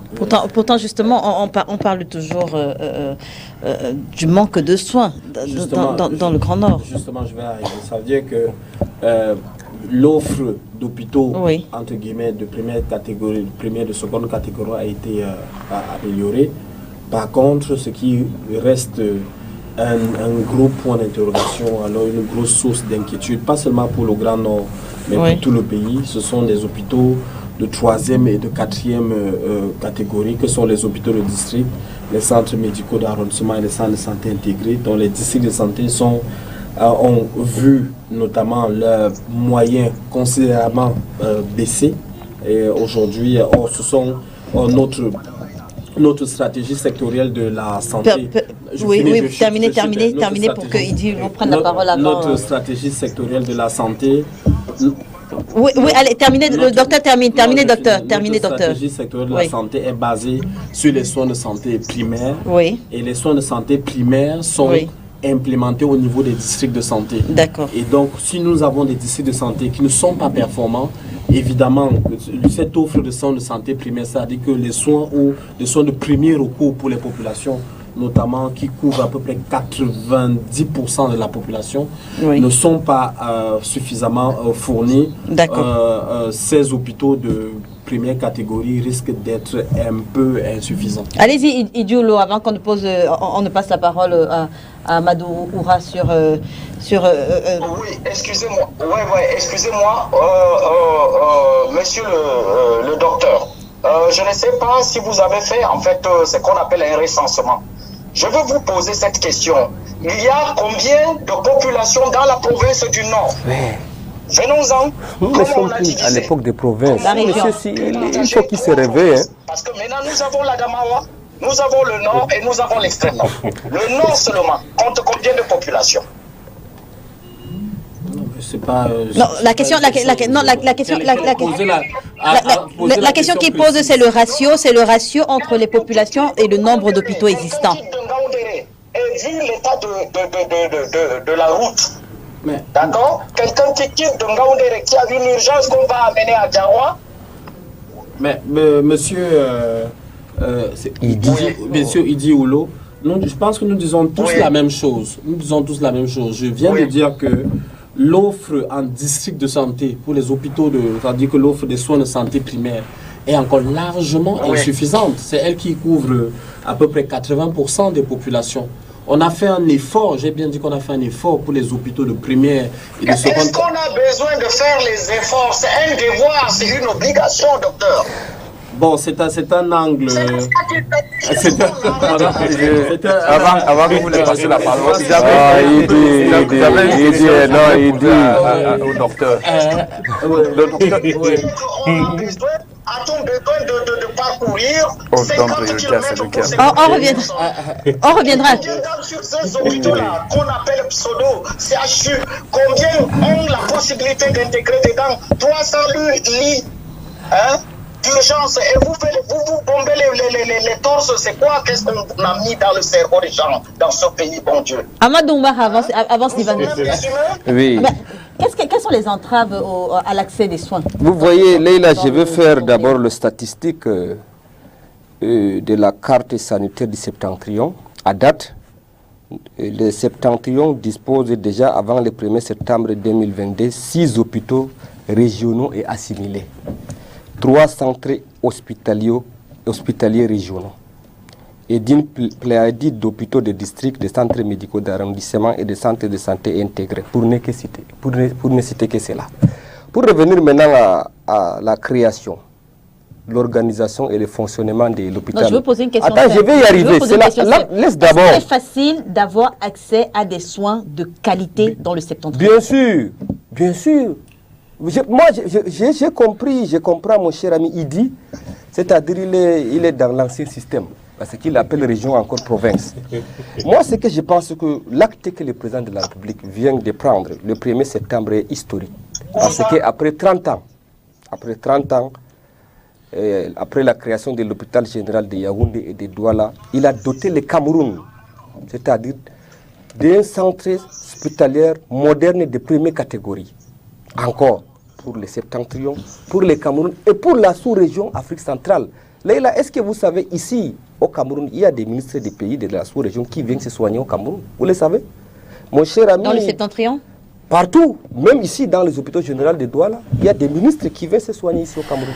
Il a parlé des phénomènes des évacuations. Est-ce que vous savez qu'il y a les Américains qui se soignent dans les pays des Émirats arabes? Et militant des Américains. Voilà, et là, si on revient maintenant à la qualité. Oui, la qualité des soins. L'accès à la qualité des soins de qualité est possible. Parce que le ministre Manaouda a fait un point de presse pour expliquer les enjeux et les défis de ces nouveaux hôpitaux. Oui, oui. Et vos collègues journalistes lui ont posé cette même question. Et je pense qu'il y aura des facilités pour que tous les Camerounais bénéficient davantage de ces soins de qualité. Cet hôpital est spécialisé en neurosciences, comme le docteur venait de dire. C'est-à-dire c'est le Cameroun qui gagne, c'est le septentrion qui gagne. Et les problèmes, les gens pensent que ce n'est que le Grand Nord qui a le problème. Il y a des problèmes globaux, tout le Cameroun a des difficultés. L'État fait l'effort de trouver des solutions de façon globale. Il ne faut pas que les gens pensent que, j'ai suivi, il a parlé des gens négligés, marginalisés. Il n'y a pas de la marginalisation. Le président Paul Biya est en train de rétablir, c'est-à-dire une équité à tous les niveaux de développement de notre pays. Je rappelle lors de la CAN, vous avez visité les villes qui ont abrité les CAN. J'étais à Bafoussam après la CAN, j'étais à Garoua avant et après la CAN. Vous avez vu Garoua? C'est une ville qui s'est développée en peu de temps. Même au plan infrastructurel, sanitaire, on construit la République de façon progressive. On ne se lève pas un bon matin pour construire les hôpitaux régionaux dans tous les pays, mais on les construit de façon progressive et en fonction des moyens disponibles. Alors, sur la même question, Ousseini, est-ce qu'il est facile d'avoir accès à des soins de qualité dans le septentrion? Écoutez, pour avoir accès à des soins de qualité dans cette région, il y a plusieurs paramètres. Je ne veux pas vous donner une réponse aussi aussi positive que mon frère, parce qu'aujourd'hui, sur ce point exceptionnel, je suis d'accord avec le correspondant qui a appelé, quant à l'état piteux des routes dans le Grand Nord en général, où les gens ont de la peine à faire quelques petits kilomètres. Je vais vous dire tout récemment, quand vous quittez Magba pour Bagno, c'est vraiment la catastrophe. Les gens font 2-3 jours pour arriver déjà même dans les centres urbains, à plus forte raison à Garoua. Pour que les gens aient de manière efficace l'accès à la santé, il y a un certain nombre d'éléments qu'il faut réunir, n'est-ce pas? La première des choses, il faut que les infrastructures routières soient en abondance et pour qu'ils permettent le transit des patients vers les grands centres urbains que Garoua et autres. Ça, tant que cela n'est pas fait, on ne peut pas dire qu'on a résolu le problème. Mais déjà, par rapport à ce qui est passé dans le temps, on peut dire qu'il y a une nette amélioration parce que déjà la structure, elle existe, mais maintenant il reste beaucoup à faire. Elle est fonctionnelle. Autre chose, c'est que mon très cher grand frère qui appelle, le plus souvent, il y a un problème de période et de temps, n'est-ce pas? Il ne faut pas confondre l'époque à Idjo, où on était à moins de 10 millions d'habitants, à cette époque où on est à plus de 20 millions d'habitants, et ça c'est très aberrant. On ne peut pas résoudre le problème si on fait un calcul mathématique à sens unique. C'est vraiment c'est de la mauvaise foi. Et on ne peut pas non plus dire qu'il n'y a pas des améliorations parce que déjà, ce que nous vivons au quotidien nous amène à dire qu'il y a vraiment un développement participatif qui est fait. Mais, à mon humble avis, en tant qu'acteur de la société civile, pour résoudre ce problème d'accès à la santé, il faut toucher le problème sur le plan fondamental, celui, n'est-ce pas, des infrastructures routières. Pour quitter Dengaoundéré pour Garoua, c'est un problème. Alors, si ce problème sont résolus, je pense qu'on peut s'en féliciter de manière objective et concrète par rapport à ce qui est fait. Allez-y, Idi Oulo, avant qu'on ne passe la parole à Sylvanus. Ce que je veux dire aux deux jeunes là, du renouveau là, d'accord? Être de l'époque, Paul Biya qui les dirige, il n'est pas de l'époque de Gaulle. Donc on est en train de parler là de l'excellence, n'est-ce pas? On est en train de parler de l'excellence. Il ne faut pas me prendre comme si j'étais des moyenâgeux, d'accord? Ok? Je parle de l'excellence et je parle de laborieux, le travail bien fait. Je connais, on vous connaît les Camerounais. Quand on vous parle, vous dites qu'on est de l'époque de Haïdjo. N'est-ce pas? Je passe au C'est ce que vous dites vous-même, c'est ce que vous dites. Vous parlez de l'INC. Est-ce que nous sommes au temps de l'INC? C'est ce que vous dites vous-même, M. Idi. Ça a à voir à quoi? Revenons à la question, à la question sanitaire, oui.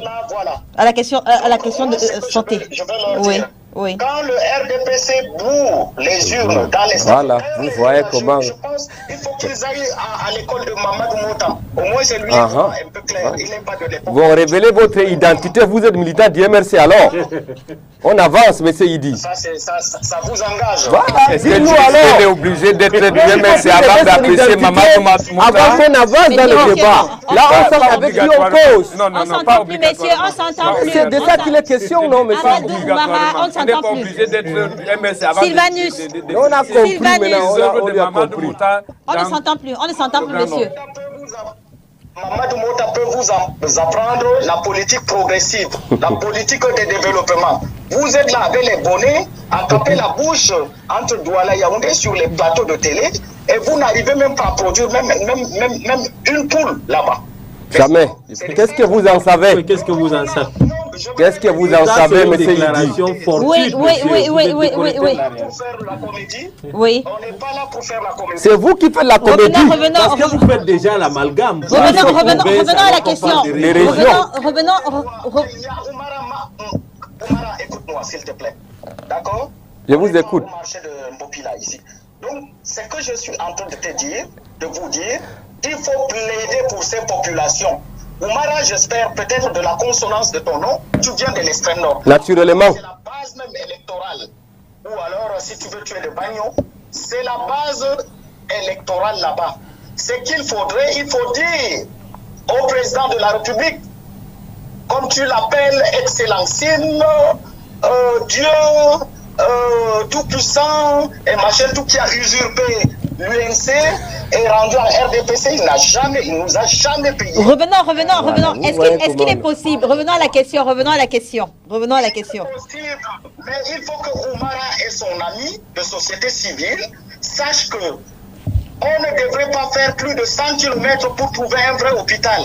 Donc les gens n'ont même pas accès. C'est pas tout le monde qui va à l'hôpital. Et ils sont en train de se bomber la poitrine ou les torses pour un hôpital qui a peut-être quelques centaines de lits. Non, près de 400 lits. Près de 400 lits. Ce n'est pas 100. Non, il parle du CHU. Le pont Benoué. J'y suis allé, j'ai visité, j'ai regardé. Il n'y a rien du tout de ça. D'accord. On ment. Il faut construire des hôpitaux de référence en Gaoundéré, à Diawa et à Maroua. Et même jusqu'à Kolofatala. Ça arrive, c'est progressif. D'accord. L'hôpital général, ce n'est que Yaoundé, Douala et Garoua. On va sortir de ce sujet, Sylvanus. Comment améliorer justement la qualité des soins dans le Septentrion? Okay. Leila, we are talking of a very crucial issue. I said here a while ago that if a government is unable to provide potable water, because we are talking of the hospitals being created, I wonder where these hospitals get their water from. Honestly speaking, you are talking of the quality of treatment that patients receive in these hospitals. In a region that is lack of water, or the shortage of water, acute shortage of water, we imagine exactly because water is needed in everything. The toilets in these hospitals, how are they managing those toilets? Because look at the patients need to bathe in the hospitals where they are. They need to wash their dresses and all the like. So what I want to say is that a while ago I wanted to ask Dr. Etoile this very pertinent question. He's talking of certain advancement in the health sector of our nation. We will find most ministers, they don't always integrate these hospitals. When they are sick, they go out of the nation for treatment outside. Is it because they don't trust you medical doctors that are trained in queues in Yaoundé, or is it because those hospitals lack adequate equipment to handle them? I don't know. Why is it that? C'est un choix du patient. Il parle de la question des évacuations sanitaires. C'est important de... The very first thing is that I think that they say examples they say action speaks louder than words. Or we lead through examples. If we have confidence in those hospitals that they can handle certain diseases, they can cure ordinary citizens well. We've never heard the president of America, he just spoke a while ago that the Americans who live and go to be treated in Arab countries and other like. I think it's an insult to the American intelligence because it's unheard of in any genre unless he wants to make it, it's a political language from him just to maybe camouflage. Like I said, our hospitals in Cameroon, we find them just created, just like what they call an empty shell. While there was a month here in Douala, at the time here, even all over the nation, that kidney patients were crying because there was insufficiency of the kidney medicines in the hospital. That's years. They were not available. So it's one thing creating hospitals and another thing equipping those hospitals. When you look at the teaching corps, you find that the government can create as many schools as possible. Are you getting what I'm saying? The first thing, if you want to talk about the quality of education that is taught in schools, you should look at the condition of the teachers, first of all. When you want to talk about the quality of health that is received in hospitals, you should look at the conditions of work of the medical doctors. When you have a country like ours that medical doctors will go on strike, medical doctors underpaid and all the like, you'll find that most of them don't even have time to take care of the patients in the public hospitals. That's why you see they run private clinics and all the like. And in those private clinics, those are the private clinics that they take time to treat patients where they attend to them adequately. Because in the private clinics, people pay exorbitant amounts of money to be treated. Go to the northern regions, Leila. Let's ask ourselves questions. How many of our ordinary citizens have access to these hospitals? When you talk of these hospitals, when they need to be treated. If you look at the common treatment of malaria, there are patients who are not having the least, even 1,200 francs to buy what they call Quatem. You find that in most villages, the main fact that they are poor, they resort to herbs. They go to concoctions and all the likes. So to talk of popular acclamation given to the President of the Republic for creating this thing, the first thing is to ameliorate the conditions of living of the ordinary citizens so that when an ordinary citizen is sick, he should have that access to go to the hospital. So, and I am not in any way thanking Mr. Biya for creating a hospital in the northern regions, because for over 38 years today, if Mr. Biya was doing the right thing, would have had these things long ago. Let's take those Douala. Let's take Douala autoroute. That's the expressway Douala Yaoundé.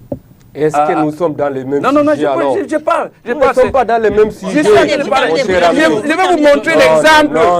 S'il y a manque de route, même là où il ne devait pas avoir manque de route, comment aller se soigner dans ce merci. Ceux qui se trouvent dans les régions du Nord. Comment améliorer justement la qualité des soins? Vous répondez à la question. Pourquoi vos ministres qui quittent ici au Cameroun pour aller se soigner au Nigeria et qui d'ici pour aller se soigner au Tchad? Et pourtant que nous avons les centres de formation des médecins ici au Cameroun. Non, je réponds d'abord, et tout ça pour dire que cette affirmation est exagérée. Évidemment, il y a des hautes personnalités qui vont se soigner à l'étranger. Et il y a ceux qui se soignent aussi ici. Hein. Oui, écoutez-moi. Docteur Roger, ce n'est pas tout le monde qui se soigne aussi à l'étranger là. La question a été posée au docteur. Je crois que c'est son secteur. D'accord. Il y a évidemment un certain nombre de personnes qui vont se soigner à l'étranger.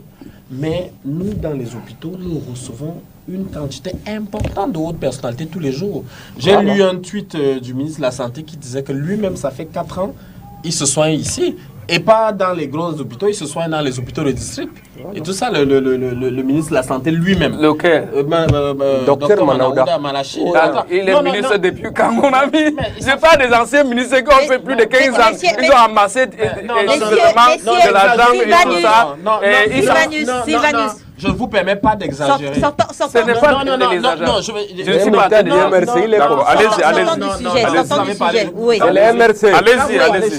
Je suis très calme. Allez-y. Je ne vous permets pas d'exagérer. Il y a un certain nombre de personnes qui vont se soigner à l'étranger à cause de la liberté de choix du patient. C'est que quand c'est moyen, il va où il veut. Mais nous soignons encore dans les hôpitaux une quantité importante de toutes sortes de Camerounais. Des pauvres, des riches, des grands, des et tout machin. Donc, je voulais, pour la question de l'amélioration de la qualité des soins. Il y a, vous savez, l'accès aux soins, parce qu'on parlait du Grand Nord. L'accès aux soins est déterminé par 3 déterminants. Il y a l'accès physique aux soins, Ça veut dire que est-ce que les hôpitaux sont trop éloignés? Oui. Est-ce qu'il y a des routes? Est-ce qu'il y a des routes pour accéder aux hôpitaux? Est-ce que c'est toutes ces questions-là et tout ça qui détermine l'accès physique et tout ça aux soins? Ensuite, il y a ce qu'on appelle l'accès financier aux soins. Voilà. Est-ce que les populations ont les moyens de pouvoir payer ces soins? C'est pour ça que nous tous, nous sommes en attente de la mise en place de la couverture santé universelle. Le troisième élément est ce qu'on appelle l'accès socio-culturel aux soins. Est-ce que si on pose même l'hôpital à côté de vous, est-ce que les mentalités, est-ce que le niveau d'éducation permet aux gens, est-ce que les coutumes, est-ce que les habitudes, on a vu aujourd'hui, je crois que c'est un nom par exemple de vaccin contre le Covid, c'est mais s'il a passé, les gens ont dit que non, c'est pas quelque chose d'africain, nous on se soigne avec nos herbes et tout ça. Donc, l'accès aux soins est déterminé par plusieurs sortes de déterminants qu'une seule émission ne nous permettrait pas de pouvoir justifier et expliquer. Maintenant, pour améliorer la qualité des soins, évidemment, notre qualité de soins est encore à revoir. Il y a un certain nombre de choses, c'est-à-dire qu'il faut améliorer la gouvernance institutionnelle des hôpitaux. Il faut améliorer la formation des personnels de santé. Vous savez que les curricula de formation ont été faits au départ, en fait, après les indépendances. Et après, il y a eu ce qu'on appelle une transition épidémiologique. À l'époque, c'était les maladies infectieuses, les maladies qui tuaient un certain nombre de populations. Vers les années 90, on a eu ce virage des maladies chroniques avec la montée en puissance du diabète, d'hypertension, des AVC et consorts. Il est donc question que le système de santé, la formation des personnels de santé puisse s'arrimer avec la nouvelle donne qui est aujourd'hui avec l'apport de la technologie et consorts. Il faut donc le faire. Il faut améliorer évidemment le niveau de l'accueil, et il faut surtout implémenter une réforme essentielle qui dort encore dans les tiroirs des autorités qu'on appelait la réforme hospitalière. On a déjà conçu les hôpitaux, c'est bien, mais maintenant, comment on rend ces hôpitaux fonctionnels pour qu'ils puissent s'arrimer donc aux standards internationaux? Il faut donc mettre en place dans cette réforme hospitalière et c'est un cri de cœur. Docteur, je vous en prie, docteur, pourquoi certains de ces médecins préfèrent créer les cliniques privées pour et dédier beaucoup de l'effort dans ces cliniques privées que dans les hôpitaux publics? Pourquoi? Est-ce que c'est à cause des conditions de travail? Non, les conditions de travail ne sont pas bonnes. Je suis le premier à dire. Le Cameroun a aujourd'hui, l'État emploie près de 60 000 personnels de santé. 11 000 seulement ont des matricules. Après, vous avez un certain nombre de vacataires, des gens qui sont payés au lance-pierre. C'est des problèmes qu'il faut adresser. Merci. Et tout ça, vous savez, c'est pour ça que tout le temps, il y a des menaces de grève qui sont régulièrement, je sais pas, étouffées et tout. Merci, il faut résoudre ces problèmes. On sort de cette émission en parlant de la journée mondiale des personnes disparues, dans les disparitions de force. Comment ça se manifeste avec notamment les crises dans le nord-ouest et le sud-ouest, mais également Boko Haram? Écoutez, de la société civile. C'est très écœurant. On va y aller rapidement. C'est même très lamentable. Les disparitions aujourd'hui ne sont pas seulement l'apanage du nord-ouest et du sud-ouest, il y a également dans le Grand Nord, plus précisément dans la Damawa, avec le phénomène de kidnapping et bien d'autres. Alors, on peut dire que de manière objective... Les disparitions forcées. Les disparitions forcées également. On peut dire objectivement que la responsabilité régalien revient à l'État. C'est-à-dire l'État devrait mettre des procès qui permettront de limiter ces disparitions forcées en mettant un accent particulier dans la sécurité et l'identification des citoyens. Parce qu'aujourd'hui, les migrations de certains facteurs font en sorte qu'aujourd'hui, nous sommes face à une situation dont nous ne contrôlons pas. Lorsque vous voyez, par exemple, certains individus mal intentionnés venant de la Centrafrique qu'on ne parvient pas à identifier, qui sèment la pagaille ici et là, vous constatez qu'il y a d'abord un relâchement de la part du pouvoir public. Alors, raison pour laquelle je pense que pour résoudre ce problème, qui est un problème de masse, un problème public, il faut mettre un accent particulier sur la sécurité et aussi un accent particulier sur la lutte contre la corruption, qui est d'abord un phénomène qui gangrène la société, qui aujourd'hui n'importe qui à n'importe quel moment peut se permettre de s'identifier dans un endroit vers l'autre en commettant des bavures. Alors, Amadou Mara, si le phénomène est mondial, il faut cependant également affirmer que le Cameroun a plus d'une fois été épinglé. Vous voyez, c'est normal. On a vu, ce sont les ONG. Je pensais que même le représentant de l'ONG même était là. Bon, c'est le rôle des ONG. Moi, je pense qu'au Cameroun, on n'a pas constaté qu'il y a eu des disparitions forcées. Nous sommes dans un état de droit. Quand on parle des états de droit, il y a le respect des règles. Et je pense que s'il y a des cas, on peut voir dans quelle mesure essayer d'améliorer dans les années à venir pour éviter ces genres de disparition. Parce que quand l'état de droit veut s'imposer, on applique la loi. Disparaître dans quelles conditions, comment? C'est les questions qu'on se pose. Là, ce sont des dossiers qui incombent la responsabilité de la justice des personnes qui sont dans les domaines. C'est normal qu'à chaque fois, on crée les journées. Et ces journées, je ne sais pas, tous les jours, on crée les journées là.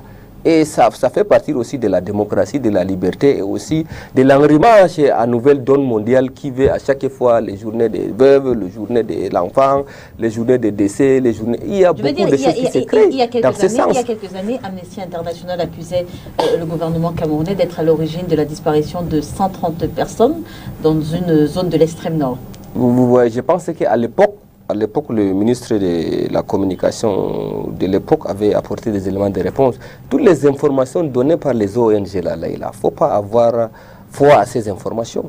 Vous-même, vous avez vu comment certaines ONG dissimulaient dans leur convoi humanitaire des armes pour les donner à la disposition des sécessionnistes. Ce n'est pas toutes les informations véhiculées ou données par les ONG qui sont de vraies informations. D'accord. La disparition forcée est le cas de Ouazizi.